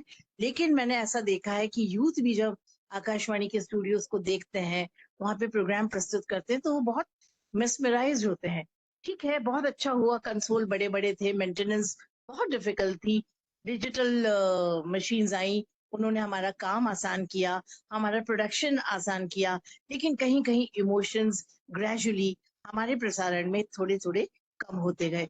लेकिन रेडियो प्रसारण अगर जारी रहता है, अब आप अभी की एग्जांपल्स देखिए, ओटीटी पे आपको, नेटफ्लिक्स पे हजारों सीरीज मिल जाएंगी देखने के लिए, लेकिन कभी कल्पना कीजिए कि जो एथिक्स रेडियो ने अब तक जिंदा रखे हैं, डूज एंड द डोंट्स, कुछ चीजें हैं जो रेडियो से कभी गलत ब्रॉडकास्ट नहीं होंगी। ओटीटी प्लेटफॉर्म पे कोई किसी तरह की चेक नहीं है, कोई उनका कोड ऑफ कॉन्डक्ट नहीं है, कोई उनका हमारे एआईआर कोड जैसा मजबूत कोई ऐसा रूल है जो कहीं रॉन्ग ब्रॉडकास्टिंग को स्टॉप कर सके। And that is the reason कि ओटीटी पे सब कुछ इतना खुला आ रहा है, इतना खराब भी आ रहा है कभी कभी, कि हमारे जो यंग व्यूअर्स हैं वो दिग्भ्रमित भी हो रहे हैं, और वो एक्चुअल प्रेजेंटेशन से बहुत दूर जा रहे हैं। आप सोचिए ना, आंख बंद करके, जैसे संजीव सर भी कह रहे हैं, आज भी हम उन मेमोरीज को मेस्मराइज करते हैं, आंख बंद करते हैं, रेडियो से गाना आता है। यहाँ तक कि आप सोचिए, जब कैसेट टेप रिकॉर्डर्स और सीडीज आ गई और हमें पता होता था कि अब ये गाना है, अब इसके बाद ये वाली जगजीत सिंह की गजल आएगी, तो हम बोर हो जाते थे 5-7 दिन सुनकर। और रेडियो में अभी भी रहता है कि अभी तो भाई हमने रूना लैला का दमादम मस्त कलंदर सुना, और अब अगला गीत कौन सा आएगा। ये उत्सुकता, ये कौतूहल, ये जागरूक, ये पिपासा सिर्फ आकाशवाणी ही दे सकता है। तो मैं तो हमेशा आकाशवाणी के लिए कहती हूँ कि वो सारे मीडिया जगत में एक भीष्म पितामह की तरह है। वहाँ की ट्रेंड सेटर्स हैं हम लोगों ने रेडियो को बचा के रखा है। मानती हूँ कि अब बहुत कम स्टाफ रह गया, बहुत कम में हमें बहुत ज्यादा प्रूव करना है, चैलेंजेस बहुत हैं। डिजिटल मीडिया ने हमारा काम, हमारी रिकॉर्डिंग एडिटिंग का काम बहुत आसान कर दिया है, उसके लिए हम सल्यूट भी करते हैं डिजिटल मीडिया को। लेकिन जो यंग जनरेशन है, उनसे हम कहेंगे कि अगर आप ब्रॉडकास्टिंग की दुनिया में कदम रख रहे हैं, तो जो फील है ब्रॉडकास्टिंग की उसको महसूस कीजिए। पुराने जो रेडियो के लोग हैं, जिन्होंने आकाशवाणी को 30 से 35 साल दिए हैं, उनसे मिलिए, पूछिए कि एक प्रोडक्शन किस तरह से होता है, चाहे वो ड्रामा का प्रोडक्शन हो, चाहे वो संगीत का प्रोडक्शन हो। आपको ये बात कर जानकर बेहद खुशी होगी कि अभी हम जितने भी ओटीटीज देखते हैं, ज्यादातर गीत के लिरिक्स तो मैं मान रही हूँ कुछ अच्छे भी होते हैं, अच्छे गीत भी हमको सुनने को मिलते हैं फिल्म्स में, लेकिन वो भूल जाते हैं हम, क्यों नहीं हमको याद रहते। आकाशवाणी में अगर हमें म्यूजिकल फीचर बनाना है तो एक एक चेंज ओवर म्यूजिक, एक एक गीत पर हमें होमवर्क करना है। पहले तो उसको लिरिसिस्ट लिखेंगे, उस फीचर से जोड़ेंगे और फिर कहीं जाके उसका स्टूडियो में मास रिकॉर्डिंग होगी, जो कि एक बहुत ही एक्सिबरेटिंग एक्सपीरियंस होता है हम ब्रॉडकास्टर्स के लिए। और फिर कहीं वो गीत टुकड़े टुकड़े में उस फीचर में जोड़ा जाता है। और यूं कहिए कि संगीत और वो जो वाचन शैली है हमारे मजबूत सशक्त प्रस्तुताओं की, वो उस फीचर को, उस रूपक को बहुत बहुत खूबसूरत बना देती हैं। बल्कि कभी कभी हमें लगता है कि जो इतनी मेहनत हम कर रहे हैं, क्या वो लिसनर्स तक पहुंच पा रही है। तो ये अनफॉर्चुनेट पार्ट है कि डिजिटल युग में आपके पास बहुत चॉइस है। लेकिन मैं अब भी कहूंगी कि आकाशवाणी के प्रसारण को अगर आप 1 घंटा भी सुन लें निकाल कर, तो आप देखेंगे फर्क कि एक प्राइवेट एफएम पर जो ब्ला ब्ला ब्ला ब्ला हो रहा है और एक आकाशवाणी पे हर सेक्ट के लिए प्रोग्राम है, चाहे वो महिलाओं का हो, युवाओं का हो, खेल गतिविधियां हो या फिर खेती बाड़ी का प्रोग्राम हो। कौन सी ऐसी विधा है जिसको आकाशवाणी ने सालों साल से अब तक भी संभाल कर रखा है। तो डिजिटल युग में चैलेंज आज की जनरेशन के लिए सबसे बड़ा यही है that you will gradually become go low on your emotional quotient. यहाँ पे आपकी इंटेलिजेंस काम आती है, फटाफट बटन दबाए कहाँ कैसे म्यूजिक पैच करना है। You will do a wonderful job, dear listeners. But when it comes to your heart-to-heart communication, when it comes to your broadcasting skills, I think वो जो मेहनत हमने की है उसका 10% मेहनत भी अगर आप लोग करेंगे तो ब्रॉडकास्टिंग की दुनिया में आप बहुत आगे और बहुत आगे जाएंगे। आप मानते हैं ना इस बात को कि जो हम लोग खत लिखते थे अपने पेरेंट्स को, उनकी खुशबू, उनके वो शब्द अभी भी हमारे मानस पटल पर छाए हैं। क्यों? क्योंकि हमने वो लिखे थे, एहसास करके लिखे थे। ऐसे ही रेडियो का प्रोग्राम भी एहसासों का एक पुलंदा है और एक पोटली है, जिसमें हम बहुत सा प्यार, बहुत सी मेहनत और बहुत सी खूबसूरत शब्दावली, उन सब का अमलगमेशन करके आपको ब्रॉडकास्ट की थाली में डालते हैं। अब ये आप पर है कि आप उस पोटली को खोले और जाने the magic of All India Radio Akashvani. And as a broadcaster I feel that nothing can beat Akashvani. आज भी मैं चैलेंज करती हूँ कि कितने भी ओटीटी प्लेटफॉर्म्स आ जाएं, नेटफ्लिक्स आ जाए, आप कुछ भी देखिए, देख लीजिए, लेकिन आप बताइएगा तीसरे दिन आपको याद रहता है क्या? क्यों आज हम मुगल आजम को अभी तक नहीं भूल पाते और क्यों हम हीरा मंडी को 8 दिन में भूल गए? तो ये सब जो प्रोडक्शंस अब हो रहे हैं, कोशिश की जा रही है, लेकिन आप देखिए आर्टिस्ट भी बहुत सी गलतियां करते हैं। जेर जबर जैसे सर ने कहा, नुक्ताचीनी हमको नहीं करनी चाहिए लेकिन हम कर रहे हैं क्योंकि हम गलत नहीं सुन पाते। आकाशवाणी में रहकर कान ऐसे हो जाते हैं कि कुछ भी गलत उच्चारण होता है तो हम फौरन विचलित हो जाते हैं। तो आप ने हीरा मंडी की देखी भी होगी आपने, उसमें हेरोइंस का बहुत नुक्ता और जो डायलॉग डिलीवरी है तो वो बहुत प्लेजेंट नहीं है। तो ये सब अच्छे लग रहे हैं क्योंकि बहुत अच्छे से परोसे जाते हैं, बहुत अच्छी ड्रेसेस, कॉस्ट्यूम्स पे काम किया होता है, लिरिक्स भी, चलिए गजल से भी उन्होंने अच्छे से उसको निट किया है, सिंगर्स भी हमको अच्छे मिल रहे हैं क्योंकि आप youth, you all are full of talent. But still if you orient yourself to the basic medium of broadcasting, it is Akashvani, it will be Akashvani always. Thank you very much. बहुत बहुत आभार रेशमा जी। निश्चय ही आकाशवाणी के कार्यक्रमों की खुशबू का एहसास करने का आपने आह्वान किया। प्रसारण की इस बदलती दुनिया में तकनीक में तो परिवर्तन हो गया, लेकिन मुझे लगता है जो आप कहना चाहती हैं वो है कि शायद उसकी आत्मा धीरे धीरे खत्म हो गई। एक एक कार्यक्रम के साथ जो मेहनत होती थी, जो समर्पित प्रयास थे आपके पैक्स के और दूसरे अधिकारियों के, वो अपने आप में उन प्रस्तुतियों को यादगार बना देते थे। आज के जो एंकर्स हैं प्राइवेट एफएम चैनल्स के, उनकी बोलचाल में शायद वो आत्मीयता नहीं झलकती है जो आकाशवाणी के अभी भी, जब हम यूनुस भाई को सुनते हैं सखी सहेली में, तो लगता है सामने बैठ के ही बात कर रहे हैं। कितने प्यार से वो अपने श्रोताओं के साथ बात करते हैं। छाया गीत रात को शायद 10 बजे आता था, उस समय कई लोग तो सोते ही उसके बाद में थे सुन करके। तो जो उसका जो माधुर्य था, आज तो मैं कई बार देखता हूँ कि बच्चे जब गाड़ी में वो आरजेस बोलने लगते हैं तो वो चैनल ही चेंज कर लेते हैं। तो वो जो एक माधुर्य है उनकी आवाज में, जो एक अपनापन है, आत्मीयता का एहसास है, फौजी भाइयों का जो कार्यक्रम आता था जयमाला, उसको जिस तरह से प्रस्तुति करते थे, कितने सारे कार्यक्रम हैं जो एक तरह से पूरे एक मतलब पूरा एक युग जो है उसकी याद दिलाते हैं। निश्चय ही ओल्ड इज गोल्ड शायद अपनी पीढ़ी के लिए होगा, अब आने वाली पीढ़ी, क्योंकि वो सारे गाने उनके पास यूट्यूब पे एक क्लिक पर उपलब्ध हैं, बहुत सारी चीजें हैं, वो ज्ञान का सारा खजाना गूगल इज गॉड वहां उनके लिए उपलब्ध है। तो ऐसे दौर में हमारे प्रसारण माध्यम हमें किस और ले जाएंगे, और लेकिन फिर भी एक पूरा का पूरा इतिहास है। और आज के इस प्रसारण दिवस के अवसर पर हम उन्हीं पूरी हमारी जो विरासत है, क्योंकि बिना विरासत को समझे हम भविष्य का मार्ग भी शायद नहीं तलाश पाएंगे।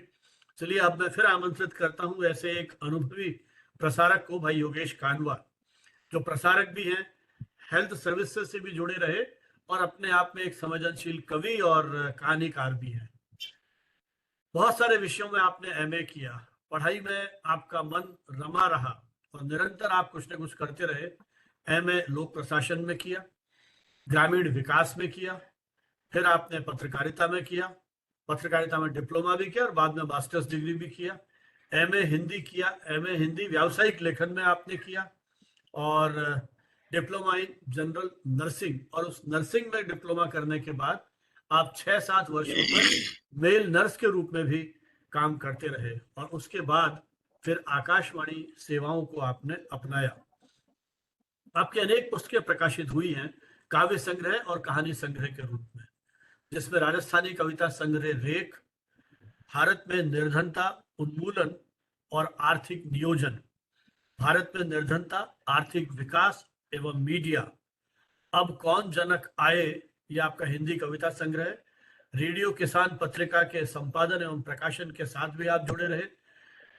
और मैं यही कह न सहूं, एक आपका कहानी संग्रह भी प्रकाशित हुआ है, और आपकी एक कहानी पर एक लघु फिल्म भी इस समय बनाई जा रही है। ऐसा अभी 2-3 दिन पूर्व जब आपसे बात हो रही थी तो उन्होंने बताया। फिर एक कहानी संग्रह आया है कोरडी, कविता संग्रह है प्रांजल सृजन, स्केच कहानी संग्रह है, और मंजरी आपका एक उपन्यास, और मीडिया पर एक पुस्तक शीघ्र प्रकाश्य है। चाहे आप स्वास्थ्य सेवाओं में रहे हो, चाहे आकाशवाणी के साथ काम कर रहे हो, अनेक शोध परियोजनाओं के साथ आप जुड़े रहे, अनेक पुरस्कार आपको मिले, जिसमें महत्वपूर्ण पुरस्कार है आपको इंदिरा गांधी राजभाषा पुरस्कार 2005-06, भारत में निर्धनता, आर्थिक विकास एवं मीडिया, इस पुस्तक पर आपको मिला है, और भारतीय लोक प्रशासन संस्थान नई दिल्ली से भी आपने अपने कुछ निबंधों के लिए पुरस्कार प्राप्त किए हैं। आकाशवाणी की ओर से आयोजित अनेक कार्यक्रमों में तथा प्रदेश देश की अनेक प्रमुख संस्थानों ने आपको अपने साहित्यिक और प्रसारण के क्षेत्र में योगदान को लेके समय समय पर पुरस्कृत किया है। मैं अनुरोध करूंगा भाई योगेश कानवा जी से कि आपका लगभग 3-3.5 साल का जो अनुभव आकाशवाणी के साथ रहा, पैक्स के रूप में आप सेवानिवृत्त हुए हैं, लेकिन अभी भी निरंतर सृजन से जुड़े हुए हैं, आप अपने अनुभव कुछ हमारे साथ शेयर करें। भाई योगेश कानवा। नमस्कार। सबसे पहले तो मैं आभार व्यक्त करूंगा मेरे गुरु और मेरे मित्र प्रोफेसर भानावत सर का। इसके अलावा प्रोफेसर एमएन होड़ा सर, अभी जिनसे बात हो रही थी, और महादेव कोलूर सर को आज पहली बार मैंने देखा है, तो आप सबका आभार। और साथ ही साथ भारती उसका संस्थान का। आज का जो दिन है प्रसारण दिवस के रूप में, यादें बहुत हैं, लेकिन किशोर कुमार का एक गीत रहा है, बहुत पॉपुलर गीत था, कौन सुनेगा किसको सुनाए, हम हमसे अपने रूठ ना जाए, एक गीत रहा है, तो मैं पूरा नहीं बोल रहा हूँ इसको। बड़ी मुश्किल है आज के दौर में, लेकिन जहाँ जितनी मुश्किलें आ रही हैं, मैं समझता हूँ जितने चैलेंजेस हैं उनसे कहीं ज्यादा अपॉर्चुनिटीज हमारे सामने आई है। मैं उन अपॉर्चुनिटीज को ज्यादा देखता हूँ, क्योंकि एक मीडिया के से जुड़े होने के नाते, विद्यार्थियों से जुड़े होने के नाते, और विगत मेरे 2.5 बल्कि 3 साल मेरे लगभग इंदिरा गांधी राष्ट्रीय मुक्त विश्वविद्यालय के रेडियो चैनल ज्ञानवाणी का मैं वहां जब स्टेशन मैनेजर रहा हूँ, उन 3 वर्षों में विद्यार्थियों से जुड़ाव, और अभी भी जब सतत मैं हरिदेव जोशी विश्वविद्यालय से और दूसरे विश्वविद्यालयों से जुड़ा हुआ हूँ, तो मुझे लगता है कि जो नई जनरेशन है, भले ही हम देखते हैं कि हर हाथ में मोबाइल है, भले ही हम देखते हैं कि हर व्यक्ति ओटीटी की तरफ भाग रहा है और दूसरे चैलेंजेस की बात हम कर सकते हैं, लेकिन जब हम श्रव्य माध्यम की बात करते हैं, ऑडियो मीडियम की बात करते हैं, तो आज भी मैं देखता हूं कि in spite of all odds कहीं ना कहीं कुछ छोटी छोटी किरणें दिख रही है। पॉडकास्टिंग एक ऐसा दौर आया है जिसमें हम उन चीजों को, बहुत सारी चीजों को सहेज कर रख रहे हैं। इंटरनेट रेडियो की यदि हम बात करते हैं तो हमें याद है जब हम रेशमा जी के साथ में जब 1988 की बात है, जब पहली बार शायद मैं वहाँ रेडियो में किसी वार्ता के इंटरव्यू के लिए गया था और उन दिनों मैं एसएमएस हॉस्पिटल जयपुर में मेल नर्स था। तो एक इंटरव्यू था, मेरा व्यवसाय मेरा अनुभव, और रेशमा जी को ये शब्द सुन के बड़ी हंसी आती रही देर तक कि मेल, कोई नर्स मेल भी हो सकता है। रेशमा जी अभी हैं। तो एक उस दौर में हम बहुत ज्यादा उत्साहित थे कि क्या किस तरह, और इतने पोस्ट कार्ड लिखे थे कि हाँ मेरा नाम आ रहा है, मेरी वार्ता आएगी, मेरा एक साक्षात्कार रेडियो पे आएगा। भानाव सर को भी, क्योंकि भानाव सर हमसे बहुत पुराने जुड़े हुए हैं, 1974 से जुड़े हुए हैं, हमारे गुरु भी रहे हैं। लेकिन एक बात मैं कहूंगा कि ये ट्रांजेक्शनल फेज जिसको हम कह रहे हैं, ये मैं I think this is the transformation period, क्योंकि हम जिस तरह से ट्रांसफॉर्म हो रहे हैं,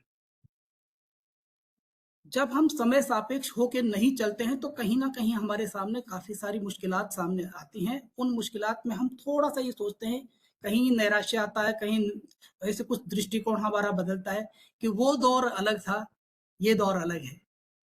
लेकिन ये बात सही है कि उन तजुर्बेकार लोगों को यदि इस धारा के साथ में जुड़ने का अवसर मिल रहा है, या यूं कहें कि वो अपने आप को ट्रांसफॉर्म कर पाते हैं, तो फिर ये कह सकते हैं कि एक किसी शायर का एक शेर है कि मैं मानता हूं कि बहुत इल्म है तुझमें, लेकिन मेरे तजुर्बे की उम्र कहां से लाएगा। ये तजुर्बे की जो बात है वो यदि इस नए युग के साथ में जुड़ती है तो बहुत बड़ी बात होती है। हाँ, नई अपॉर्चुनिटीज की यदि हम बात करते हैं तो व्यक्तिगत तौर पे जो प्रसारण, क्योंकि मैं यहाँ केवल ऑडियो मीडियम की बात कर रहा हूँ, मैं ओटीटी और दूसरे प्लेटफॉर्म्स की तरफ थोड़ा सा कम जानना चाहूंगा। व्यक्तिगत प्रसारकों की संख्या बहुत ज्यादा बढ़ी है, व्यक्तिगत प्रसारण बढ़ा है, व्यक्तिगत अपने आप को निरूपण या आरोपण वो बढ़ा है, क्योंकि व्यक्ति ने, हर आदमी के हाथ में मोबाइल आ गया, तो उसने चाहे अपना पॉडकास्ट किया या एक लाइव स्ट्रीमिंग करके दे दिया या अपने एक रील बना के डाल दी, लेकिन उसने अपने आप को व्यक्तिगत रूप से उसको एक निरूपित किया है। तो ये उसका एक बड़ा है। कुछ ऐसे ऐसे कलाकार हमारे सामने आए जिनको, जो गलियों में घूमते थे, जो शायद आकाशवाणी की दहलीज तक कभी नहीं पहुंच रहे थे, या उनको डर लगता था या एक संकोच था कि मेरे को इसमें कौन घुसने देगा, वो कलाकार सामने आए हैं। इस बात से हम इनकार नहीं कर सकते। अगर ऐसा होता तो जो उड़ीसा की जो कलाकार आई, और हालांकि जितने जल्दी कलाकार सामने आ रहे हैं उतना जल्दी गुम भी हो रहे हैं, ये बात सही है, लेकिन इस भीड़ में कहीं ना कहीं एक जुगनू की तरह वो चमकने की अपनी फितरत को लेके आते हैं और वो चमक रहे हैं। यहाँ इस बात से इनकार नहीं किया जा सकता कि उनको मौके मिल रहे हैं। दूसरी बात है कि इसमें कि अगर जब व्यक्तिगत निरूपण हो रहा है तो वहां मोनेटाइजेशन भी उनका हो रहा है, उनको कहीं ना कहीं उसका एक आर्थिक लाभ भी मिल रहा है, जो शायद पहले उनके लिए असंभव था। ये कुछ इसकी जो संभावनाएं या इसके जो प्लस पॉइंट्स हैं वो मैं इसमें देखता हूं। साथ ही साथ एक और बात जो अपॉर्चुनिटीज की देखते हैं कि क्योंकि पॉडकास्टिंग के जरिए जो लोग अपना प्रसारण दे रहे हैं, उसमें बहुत सारी ऐसे ऐसे कंटेंट्स आ रहे हैं जो रियल टाइम होते हैं। हमें याद है कि जब जसदेव सिंह जी कमेंट्री करते थे या मुरली मनोहर मंजुल साहब कमेंट्री किया करते थे, चाहे वो लाल किले की प्राचीर से करें या यहाँ तक कि जब इंदिरा गांधी की शव यात्रा निकल रही थी उसकी जब कमेंट्री हो रही है, वो कमेंट्री जब हम सुन रहे थे रेडियो पे और आज जब हम देखते हैं तो कुछ लोग इतने अच्छे पॉडकास्टिंग भी कर रहे हैं, वहां उसमें इतनी जीवंतता आती है, या यूं कह सकते हैं कि एक लाइवनेस होती है जिन जगहों पर हम नहीं जा सकते। यात्रा वृतांत के पॉडकास्ट जितने आ रहे हैं, मैं अचंभित होता हूँ, आश्चर्यचकित होता हूँ कि ऐसी-ऐसी जगहों पे जाके वो अपने को आपको वहाँ बता रहे हैं कि मैं इस जगह पे हूँ और मैं यहाँ ये चीज़ें देख पा रहा हूँ। तो एक रियल टाइम जो आपको मेस्मराइजिंग थिंग्स जो मिल रही हैं, वो उनको हमें स्वीकार करना होगा कि जितने चैलेंजेस हमारे सामने प्रसारण के हैं, लेकिन उनके साथ-साथ ये कुछ अच्छी चीज़ें भी आई हैं। हाँ, विश्वसनीयता का प्रश्न यहाँ पर बहुत बड़ा सवाल उठता है, क्योंकि इतने बड़े लोग, इतने बड़े चैनल्स आ गए हैं, उनमें विश्वसनीयता निश्चित रूप से हर आदमी को जब व्यक्तिपरक हो गया है, तो वहाँ विश्वसनीयता का सवाल यकीनन आया है, काफ़ी उठ रहा है। भाषा के जो संस्कारों की बात भार्गव सर कर रहे थे, वो बात सही है। अभी भी मैं सुनता हूँ, हालाँकि अभी जो नई पीढ़ी आई है, वो भाषा के संस्कारों को छोड़ती जा रही है। मुझे कोई संकोच नहीं होता कि जिस संस्थान में मैंने 30 साल काम किया है, ऑल इंडिया रेडियो, वहाँ भी जब आज की युवावाणी में सुनता हूँ, तो वहाँ जब एक शुरुआत जब वो अगर करते हैं, तो दोस्तों बोलते हैं, दोस्तों। हम बोलते हैं दोस्तों, और जब एक बिंदी लग जाती है, तो हम थर्ड पर्सन में पहुँच रहे हैं। हम आपसे सीधे मुखातिब ना होकर के मैं अपने मित्रों के मित्रों की बात करने लग गया हूँ, ना कि अपने सामने जो मित्र जो सुन रहे हैं, उनकी बात नहीं कर रहा हूँ। इतनी छोटी-छोटी बारीक चीज़ों को वो नहीं समझना चाहते। उनके लिए दोस्तों और दोस्तों में कोई फ़र्क नहीं है। इस बात का दुःख होता है कि क्यों नहीं इस बात ये पीढ़ी इन शब्दों की तरफ कहीं न कहीं समझे। संगीत का पक्ष निश्चित रूप से कमज़ोर हुआ है। रेशमा जी ने इस तरफ काफ़ी बड़ा बोला है, काफ़ी अच्छा बोला है। एक बात मैं कहूँगा कि अभी पिछले दिनों जब मैं आकाशवाणी में था, तो वहाँ पर मैंने खुद ने अपने एक संगीत रूपक बनाया, और कितना सृजनशील कार्य होता है वो, जब आप संगीत कलाकारों को, साजिंदों को लेके बैठते हैं, गायकों को लेके बैठते हैं, और क्योंकि वो उसका लेखक मैं ही था उस रूपक का। आप ये देखिए कि बहुत मुश्किल और 7 दिन में जाके हमारी रिकॉर्डिंग पूरी हुई है। बहुत पुरानी बात नहीं, 2017-18 की बात रही है, लेकिन 7 दिन एक किसी रिकॉर्डिंग आधे घंटे के रूपक को करने, और आज हम ये देखते हैं कि 7 मिनट में सब कुछ हो जाता है। तो यहाँ अंतर आता है। अभी मैं इस एक बात का ज़िक्र ज़रूर करना चाहूँगा ऑल इंडिया रेडियो के लिए, कि जो बहुत अच्छी बात थी, और क्योंकि 1999 में कारगिल युद्ध हुआ था, और मैं जहाँ कार्यरत था वो चूरू झुंझुनू जिला एक ऐसा ज़िला है जहाँ उत्तराखंड की तरह ही वहाँ पर सबसे ज़्यादा सैनिक भारत को मिलते हैं, और उतने ही ज़्यादा संख्या में सैनिकों की जो वहाँ पर जो सैनिक उसमें शहीद हुए थे, उनको शहादत मिली, उनकी कवरेज, उनके शहीदों के परिवार से जाके उनके अंतिम यात्रा की कवरेज, ये ऑल इंडिया रेडियो के लिए उस समय एक बहुत बड़ा कदम था। और मैं समझता हूँ कि उस कदम ने इतने सारे श्रोता हमारे साथ में जोड़े, जो शायद हमसे बिल्कुल छूटे हुए थे। उन गाँवों में हमें जाने का या रेडियो को जाने का अवसर मिला, जिन गाँव के नाम रेडियो के कोई अधिकारी या साथी लोग नहीं जानते थे। तो रेडियो की जो मैं समझता हूँ कि कुछ ऐसी चीज़ें हैं जिनमें बहुत सारे अच्छे काम हुए हैं। हाँ, रेडियो ने भूला, आकाशवाणी की यदि बात करूँ, तो आकाशवाणी ने अपने आप को भुला दिया है। जिसकी पहचान ड्रामा थी, ड्रामा को रेडियो ने खुद छोड़ा है।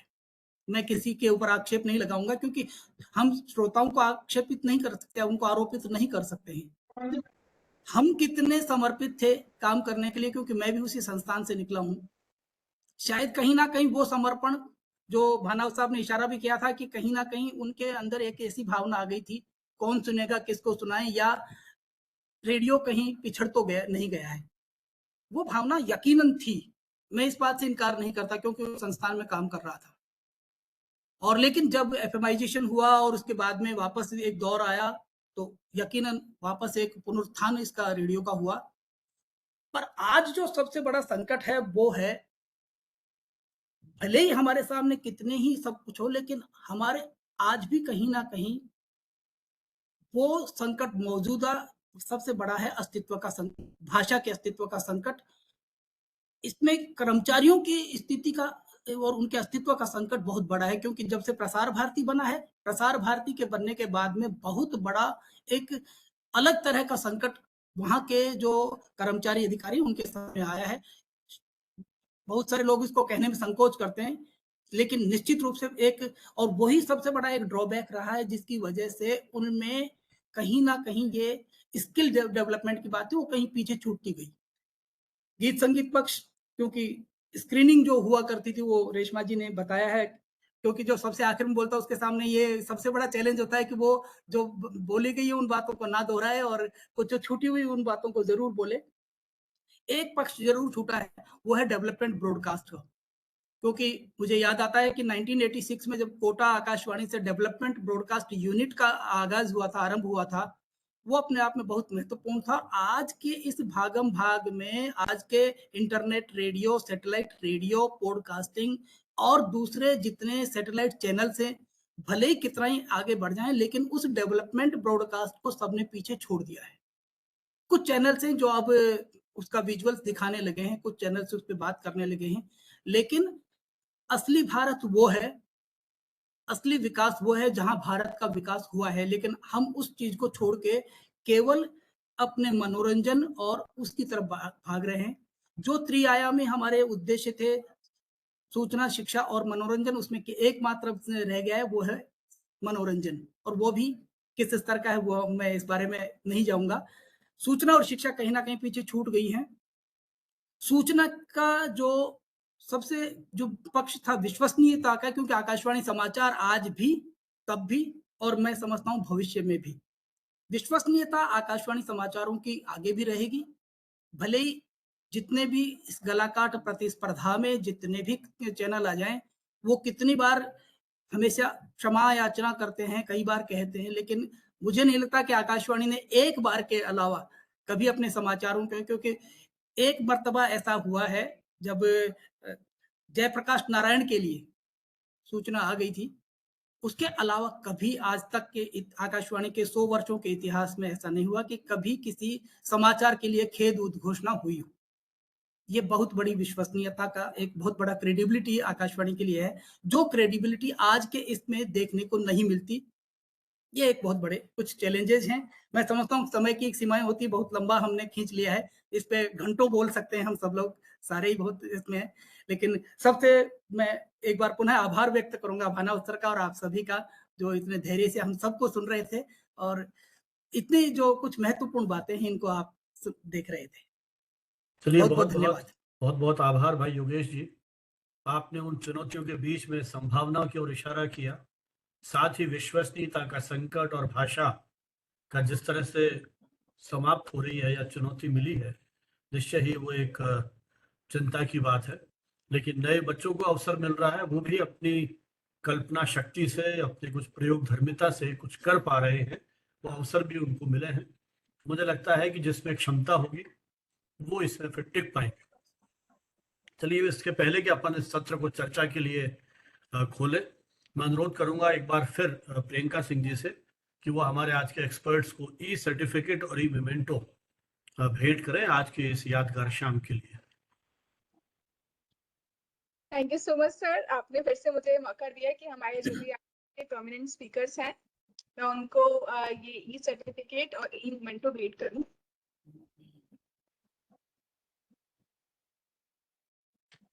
This is sir just token of respect and gratitude. आपने अपना टाइम हमारे साथ शेयर किया, वैल्यूएबल टाइम हमारे साथ शेयर किया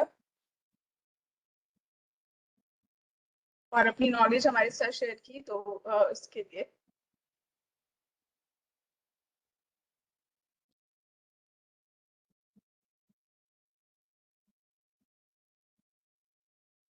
thank you so much sir again. Because जितने भी लोग हैं जो रेडियो से कनेक्टेड जो हैं, जो ब्रॉडकास्टिंग से कनेक्टेड है, उनको आज के सेशन में बहुत सारा ज्ञान का भरमार समझने को मिला और जो भी चैलेंजेस हैं, जो भी कमियां हैं, उनको आपने बहुत अच्छे से हाईलाइट किया। तो thank you so much sir. अच्छा, ये बड़ा इंटरेस्टिंग है कि प्रियंका जी रेडियो पॉडकास्टिंग पर ही पीएचडी कर रही हैं। जी सर, इसलिए मेरा इंटरेस्ट ज्यादा ही डेवलप हो गया इन चीजों को सुनकर। तो ये तीनों जो एक्सपर्ट्स हैं इनके आप संपर्क में रह सकते हैं, मुझे लगता है और भी जी आपको सर, बिल्कुल बिल्कुल। जानकारी मिलेगी, है ना। जी सर। चलिए अब ये सत्र चर्चा के लिए खुला है। हमारे साथ हेमंत जोशी जी हैं और डॉक्टर बाला लखेंद्र, बनारस हिंदू यूनिवर्सिटी के मास कॉम विभाग के एसोसिएट प्रोफेसर। मैं चाहूंगा कि आप दोनों यदि अपनी कुछ बात कर सके, क्योंकि भाषा की बात की है तो जोशी जी का तो भाषा पे ही सारा अधिकार रहा है और लंबे समय तक लिखा भी है उन्होंने। शुरुआत पहले जोशी जी करें। पहले बालाजी जी बात सर। कर लें, फिर मैं करूँ। चलिए बालाजी, हाँ बालाजी बोलिए। हाँ नहीं, बहुत बहुत प्रणाम करता हूँ। और राष्ट्रीय प्रसारण दिवस पर आप आयोजन किया, 1 वर्ष पूर्व भी आपने किया था और मुझे याद है कि उस समय भी आपने कई प्रसारण कर्मियों को आमंत्रित किया था और बहुत ही सुंदर व्याख्यान हुआ था उन दिनों भी। तो सबसे पहले मैं माननीय प्रोफेसर संजीव भानावत जी को और प्रोफेसर एम.एन. होदा साहब को बहुत बहुत प्रणाम करता हूँ और साधुवाद देता हूँ। और आज जो आपने 3 मुख्य वक्ताओं को आमंत्रित किया, जिनमें श्री जयेश जी, मैडम श्रीमती रेशमा खान जी और श्री योगेश जी आपने आमंत्रित किया और उन लोगों ने बहुत ही विस्तृत रूप से आकाशवाणी के कार्यक्रमों की चर्चा की। भाई जयेश जी ने संस्कार गीतों की भी बात की और किस तरह का क्षरण हो रहा उस पर चर्चा की। और रेशमा जी ने बहुत ही विस्तार से आकाशवाणी के कार्यक्रमों की चर्चा की, उसके बारे में बताया कि कैसे रूरल प्रसारण, अर्बन प्रसारण की चुनौतियां बढ़ रही है। और आज ही मैं एक पोस्ट देख रहा था, सब है शायद आप में से या रेशमा मैडम को जान रही होंगी, श्री अरुण पासवान जी आकाशवाणी दिल्ली में सहायक केंद्र निदेशक रहे और बहुत ही अच्छे ब्रॉडकास्टर हैं। लगभग 40 वर्षों तक वो आकाशवाणी से जुड़े रहे। आज ही उनकी एक बहुत ही अच्छी कविता फेसबुक पर है जिसमें उन्होंने राष्ट्रीय प्रसारण दिवस और जो आकाशवाणी का संकेत धुन है उस पर उन्होंने लिखा। बहुत अच्छी कविता है।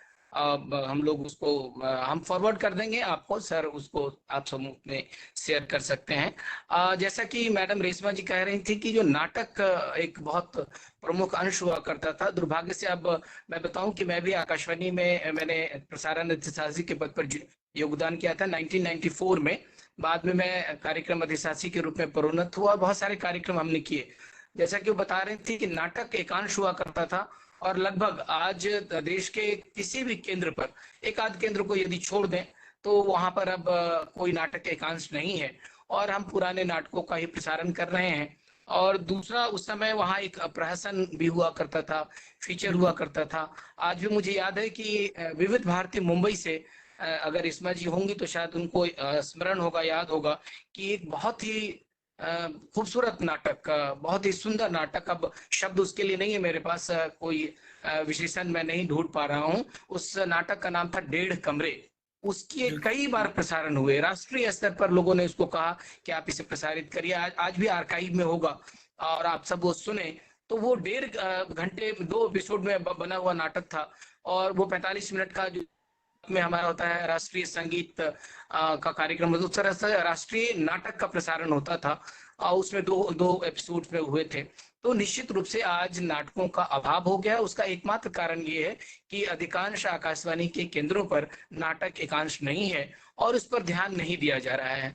न बच्चों के लिए कोई नाटक बन रहे हैं न बाकी लोगों के लिए। और प्रहसन का तो चंक ही खत्म हो गया, क्योंकि अब हम जो समय है हम उसको बेच रहे हैं और उसमें जो आजकल के उत्पादक हैं जो वो सब अपना समय खरीद चुके हैं और वो की जो हमारा जिसको प्राइम टाइम कहते हैं, उस समय हम विज्ञापन की बात करते हैं या जो वस्तुओं के बारे में बात करते हैं और उसके लिए वो प्रायोजित कार्यक्रम के लिए वो समय पूरा जा रहा है।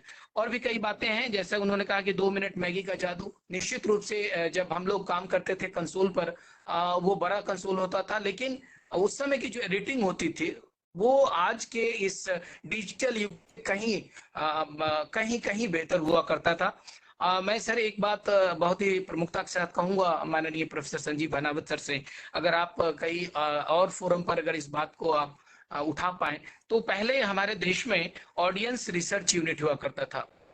खासतौर से जो हमारे राजधानी के केंद्र, जैसे उत्तर प्रदेश की हम बात करें तो लखनऊ में अगर हम बिहार की बात करें तो पटना में, ऐसे लगभग सभी देश के राजधानी केंद्रों में ऑडियंस रिसर्च यूनिट हुआ करता था। और वो लोग हर 4 साल पर एक बार ऑडियंस के बीच में जाते थे और वो पूछते थे कि आपको हमारे कौन से कार्यक्रम आप सुनना पसंद कर रहे हैं, क्या कठिनाइयां हो रही है, जो अब बिल्कुल ही बंद है, पूर्णतः बंद है।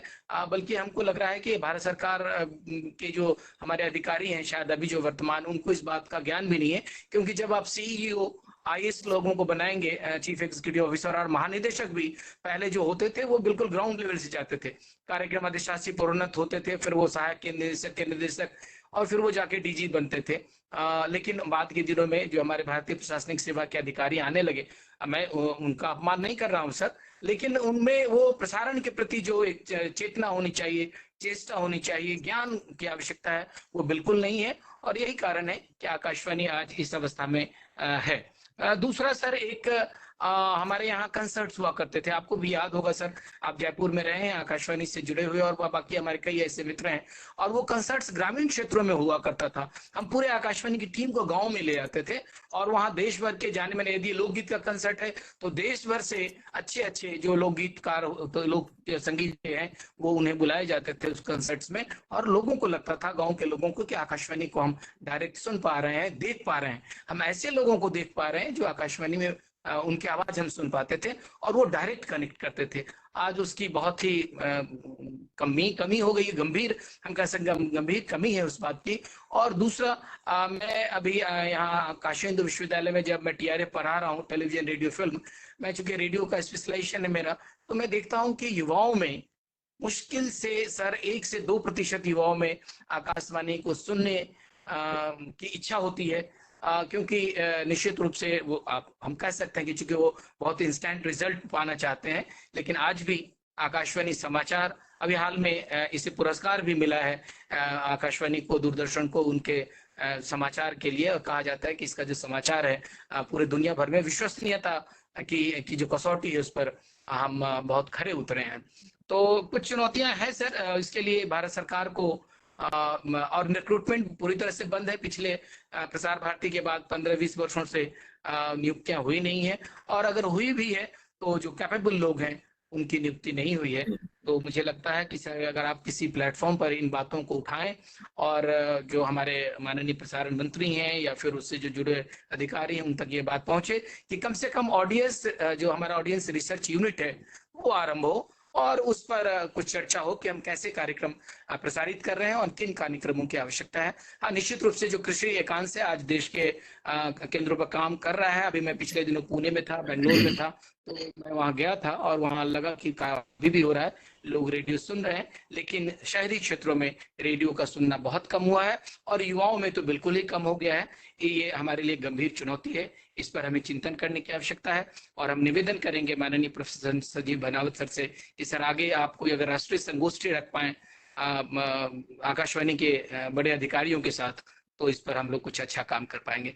राष्ट्रीय प्रसारण दिवस पर आपने ये कार्यक्रम किया और ये बहुत ही अद्भुत कार्यक्रम था।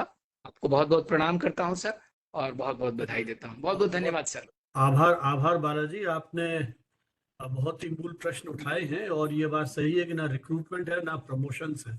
इसलिए मैंने कहा था कि वो हताशा के शिकार है और काम नहीं हो पा रहा है।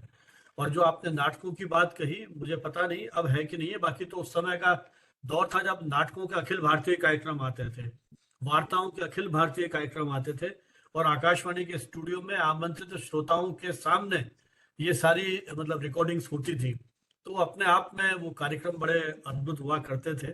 और ऑडियंस रिसर्च की आपने बात की, मुझे तो वो दौर याद है जब हमारे पास बाई पोस्ट फॉर्म आते थे साइक्लो स्टाइल किए हुए, समाचार वाचक का नाम, उसकी समाचार पढ़ने की गति धीमे थी, ठीक थी, तेज थी, वो ऑप्शंस में लिखे हुए आते थे और पूरा का पूरा जो रिसर्च यूनिट है वो काम करती थी। अब तो टेक्नोलॉजी इतनी बढ़ गई है कि बहुत आसानी से फीडबैक लिया जा सकता है, लेकिन मुझे लगता है कि वो शायद जो उनकी विल पावर है वही खत्म हो गई है। चल रहा है, चलने दीजिए। अभी मंजुल जी का नाम लिया योगेश जी ने, जब मेरी पहली टॉक थी मंजुल जी पैक्स थे उस समय, पूरे स्क्रिप्ट को पढ़ करके वाक्य संरचना तक पे ध्यान देते थे वो। अब तो मेरे ख्याल योगेश जी, वो कोई कलाकार आता है, टॉकर आता है, तो जाओ स्टूडियो में रिकॉर्ड कर लो, ना तो वो पढ़ते हैं ना कोई सुनता है, इस तरह की स्थितियां हो रही हैं। तो निश्चित रूप से बहुत बड़ी चुनौतियां हैं, अब कितना हो पाएगा। और ये सारे ऐसे प्रश्न हैं जो हमने आकाशवाणी परिसर में भी जब जब इस तरह के मीटिंग्स हुई हैं या हम एक्सपर्ट कमेटी में गए हैं तब भी ये बातें हुई हैं।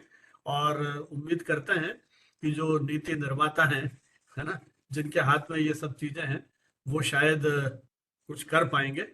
जोशी जी कुछ कहना चाहते हैं सर? हाँ हाँ, नहीं, बहुत बहुत ही रोचक आज की सभा रही। और विशेषकर योगेश जी और जयेश जी का और रेशमा जी का तो 30-32 साल का जो अनुभव है उसमें से बहुत सारी अच्छी चीजें निकाली। रेशमा जी ने जो एक बात कही वहीं से बात की अपनी शुरुआत करना चाहता हूँ कि उन्होंने कहा कि पहले जो आकाशवाणी में जो होता था वो दिल से निकलता था, अब ऐसा नहीं है। तो क्षमा के साथ कहना चाहता हूँ रेशमा जी, अब असली में दिल बदल गए। अब भी दिल से निकलता है लेकिन वो दिल की जो गुणवत्ता है वो बदल गई। एक जमाना था, एक किताब थी के.एस. मलिक की, टैंगल टेप्स। ये जो बिंब है, इस बिंब को कितने लोग समझ पाएंगे आज मैं नहीं जानता। मैंने करीब 1984 से लेके 1992 तक आकाशवाणी में काम किया, समाचार प्रभाग में और उसके बाद राष्ट्रीय प्रसारण सेवा में।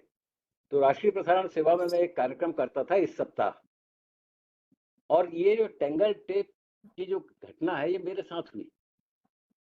मुझे 10 बजे का कार्यक्रम था जो मुझे ब्रॉडकास्ट होना था, और मैं अपना सारा इंटरव्यू वगैरह लेकर आया लोगों का, और उसके बाद उसका मुझे कार्यक्रम बनाना था।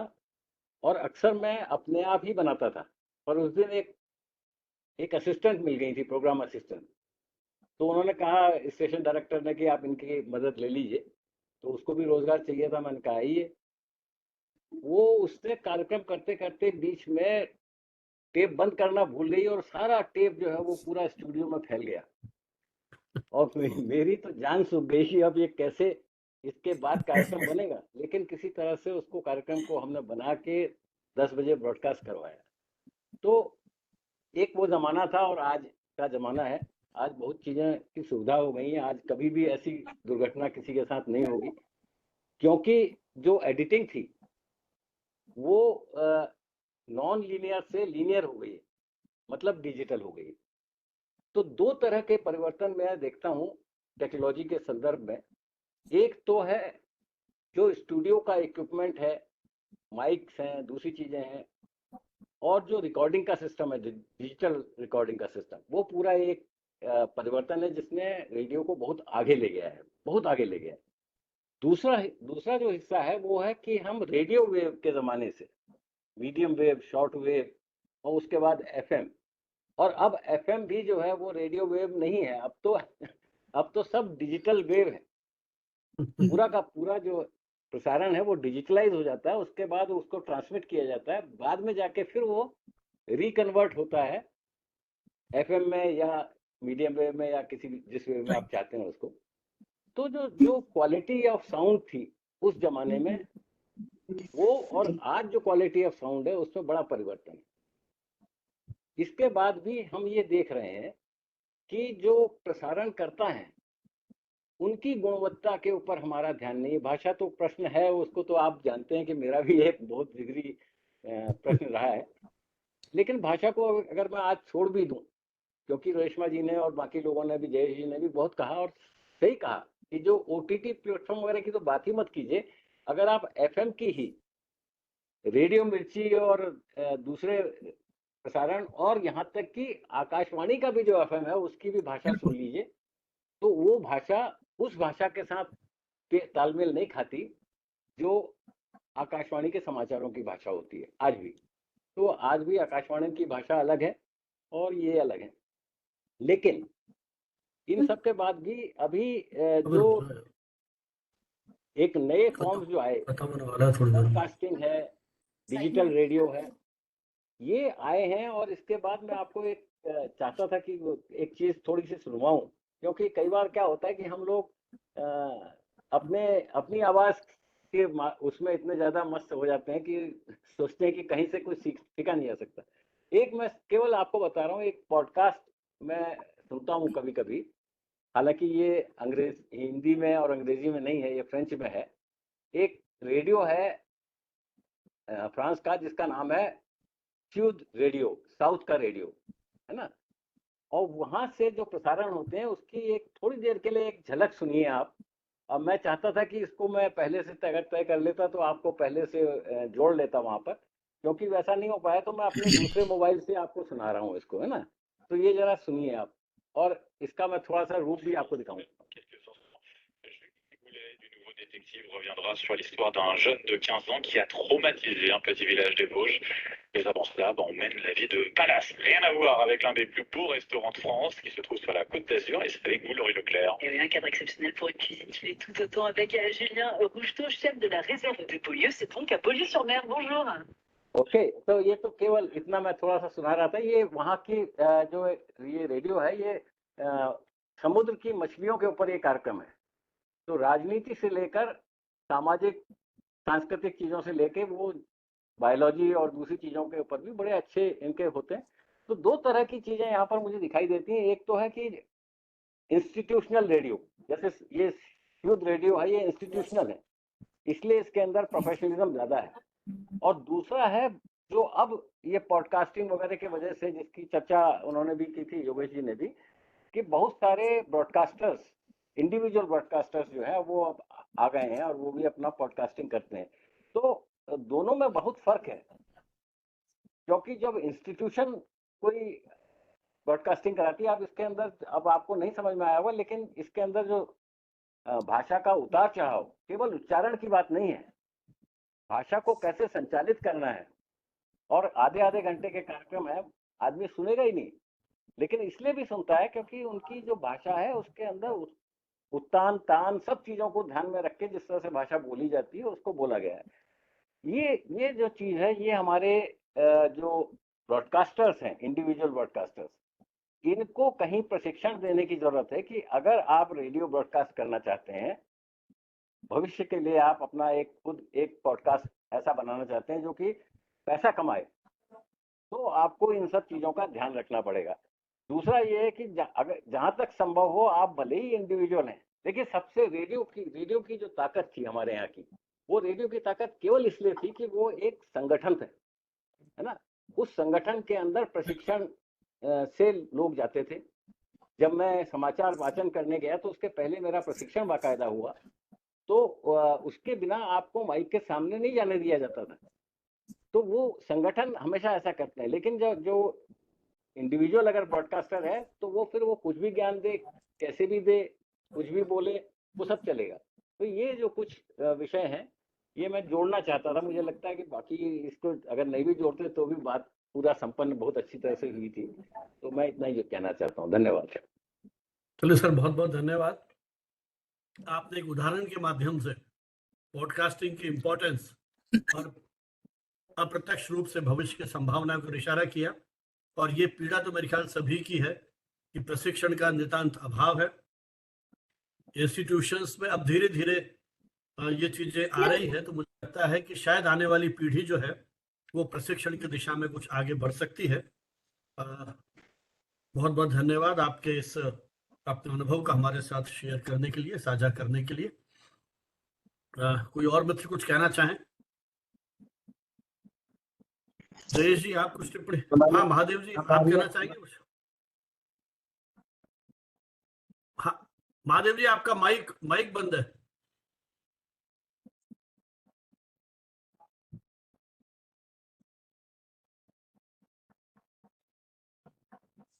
महादेव जी, माइक ऑन कीजिए आपका। हाँ जी हाँ जी हाँ जी हाँ जी, बिल्कुल आवाज आ रही है अभी जी। हाँ, योगेश कन्वा सर से मैं एक अनुरोध करूंगा, एक प्रश्न है कि आजकल आकाशवाणी और दूरदर्शन में रोजगार का क्या स्थिति है सर, संभावना, यानी कि नए जो पीढ़ियां हैं वगैरह, जो रेडियो जॉकी वगैरह जो रेडियो में यानी कि रोजगार ढूंढते हैं, उनको क्या मार्गदर्शन देना चाहते हैं?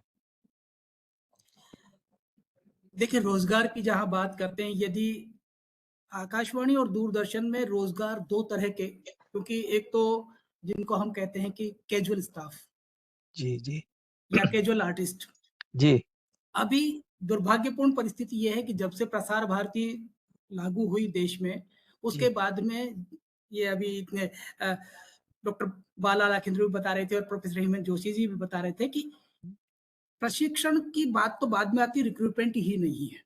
जी जी और ये एक बहुत बड़ा दुर्भाग्य रहा है कि एक 15 साल का लंबा एक स्पैन ऐसा निकला जिसमें कोई रिक्रूटमेंट नहीं हुआ। नहीं हुआ। 1997 से लेके और 2013 में जाके एक रिक्रूटमेंट आया, और 13 में जिनका रिक्रूटमेंट हुआ है, मैं उनकी किसी भी काबिलियत पे कोई प्रश्न नहीं लगाता, लेकिन कहीं ना कहीं वो प्रोफेशनलिज्म की जो बात थी वो नहीं रही। ये मेरा जी, जी। व्यक्तिगत सोच है। जहां तक कैजुअल आर्टिस्ट की बात है, उनके लिए अभी भी दरवाजे खुले हुए हैं, और वो लोग अपने, क्योंकि अब पहले की तुलना में वहाँ एक पहले रिटन एग्जाम होता है, उसके बाद में इंटरव्यू होगा, और इंटरव्यू के बाद में उनका स्वर परीक्षण होता है।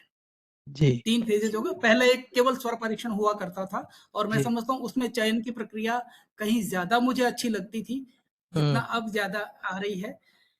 जो मैंने एक छोटे से अपने एक शब्द के माध्यम से कहा कि दोस्तों और दोस्तों का जिनको फर्क मालूम नहीं है, उनसे हम किस तरह की उम्मीद कर सकते हैं। ऐसे जी। हमारे कैजुअल स्टाफ आ रहे हैं, जी जी लेकिन उनकी मैं गलती बिल्कुल नहीं मानता, क्योंकि उनको प्रशिक्षित करने वाले हम लोग हैं।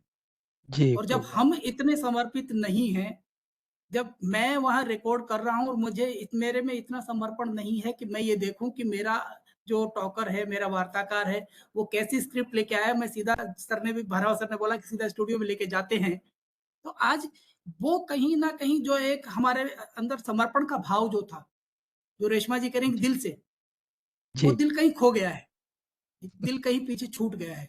और वो दिल छूटा 1997 में, जब प्रसार भारती से जितनी उम्मीदें थी वो सारे सपने चकनाचूर होने से। जी क्योंकि जो प्रसार भारती के लिए जो लोग झंडा उठा के चलने वाले थे, उनमें से मैं भी एक था कि हाँ, प्रसार भारती आएगी तो हमें बड़ा फायदा होगा।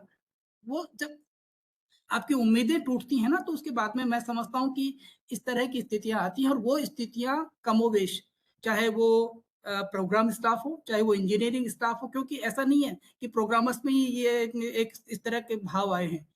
जी सिमिलरली इंजीनियर्स के साथ भी वही स्थिति आई है, टेक्नोक्रेट्स के साथ भी स्थिति वही आई है, क्योंकि हमारा कंट्रोल रूम भी, जो पहले कंट्रोल रूम हुआ करता था, आज के कंट्रोल रूम में, पहले के कंट्रोल रूम में बहुत बड़ा अंतर आ गया है। जी वो समर्पण उनमें भी देखने को नहीं मिलता कि घड़ी में अगर आपकी 10 सेकंड का अंतर आ रहा है तो वो लोग जाकर के देखा करते थे।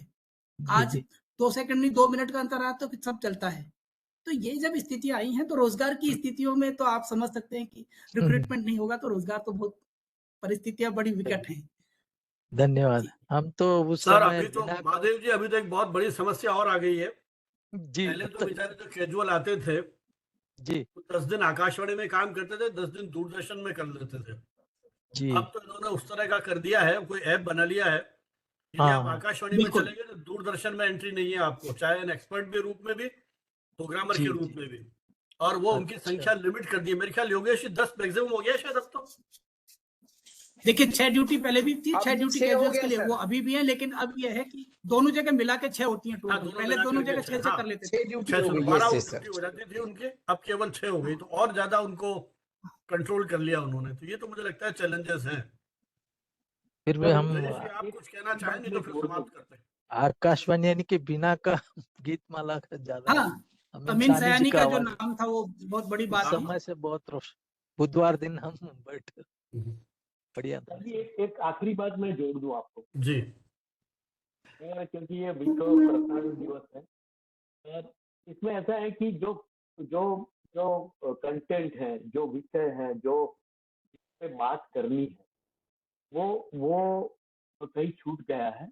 और टेक्नोलॉजी जो है वो इतनी हावी हो गई है उसके ऊपर कि वो परिस्थिति देखे तो कोई कंटेंट बनाने वाला ही नहीं रहा है। आकाशवाणी की बात करें तो बराबर है। तो सवाल यहाँ से शुरू होता है कि जब वो कंटेंट बनाने वाला नहीं है तो रिपीट परोसेगा, या तो वो एंटरटेनमेंट ही होगा शायद, फिल्मी गीतों का। जो जी हमारा फिल्मी गीत अच्छे हैं, लेकिन वो हमारा कंटेंट नहीं है, वो हमारा बनाया हुआ नहीं है। हमारा बनाया तो नाटक है, रूपक है, बहुत सारी गीत है, सुगम संगीत है, क्लासिकल प्रायोजित म्यूजिक है, कार्यक्रम ये होते सब थे। हमारा है। प्रायोजित कार्यक्रम हाँ। केवड़ा अगरबत्ती अब वो केवड़ा अगरबत्ती का नहीं रहे हैं। हाँ जी, वो नहीं रहे हैं। और अभी हाँ अभी जी, क्या है कि वो अभी जो बज रहा है उसमें भी हमें सर हमने जिस जिस संस्था को इतने साल दिए हैं, जी। हमें खुद को ऐसा होता है कि क्या हो गया और कुछ कर नहीं सकते। वो दूसरी हमारी हमारी वो कठिनाई है, कुछ जी, कर जी, नहीं सकते। जी, जी।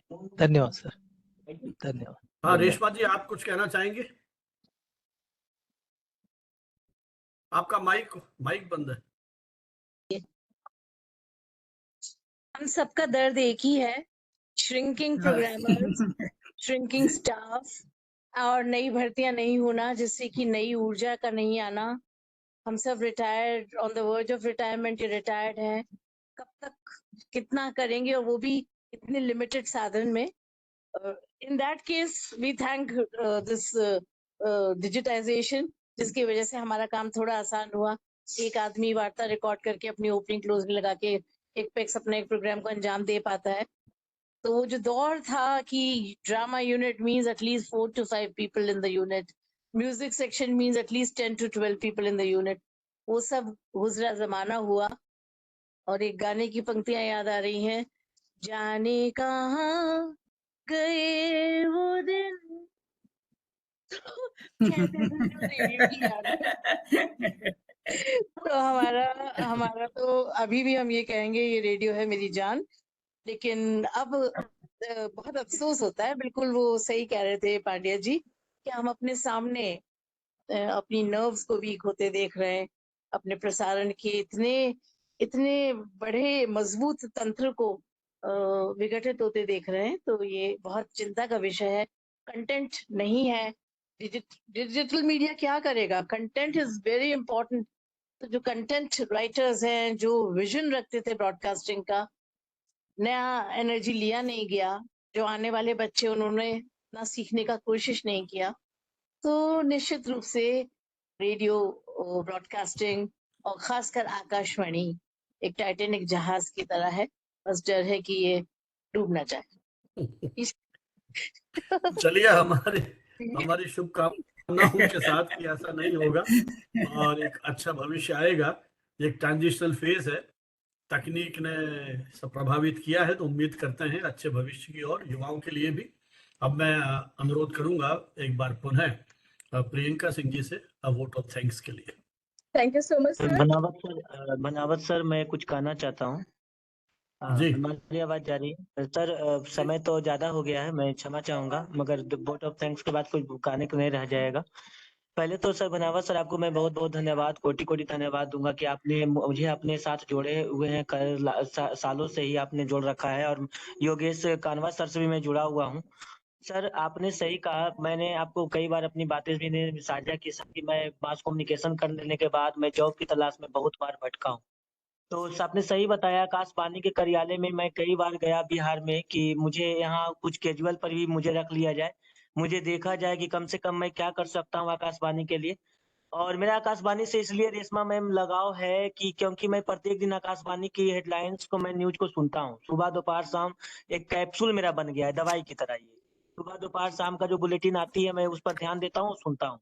और मैं समझता हूँ कि जो आकाशवाणी मुझे सिखाया है, और आकाशवाणी जो सिखाते आ रही है, जिस तरीका से वो नए नए विषय के साथ जो प्रेजेंट में जो मुद्दा चलता है, उस पर जो जिस तरीके से वो हर मुद्दे पर वो टॉपिक्स के साथ जो चर्चाएं करती हैं, और वो रिकॉर्डिंग जो होती है, मैं उसे जब भी सुनता हूँ तो मुझे लगता है अन्य चैनलों की माफिक, मैं अगर छोड़ दूं सभी प्राइवेट चैनलों को, जो आकाशवाणी ने मुझे जो सिखाया है सही मायने में पत्रकारिता को, तो मैंने जो सीखा है सर बनावत सर, वो मुझे लगता है कि मेरे लिए बहुत बड़ी बात है।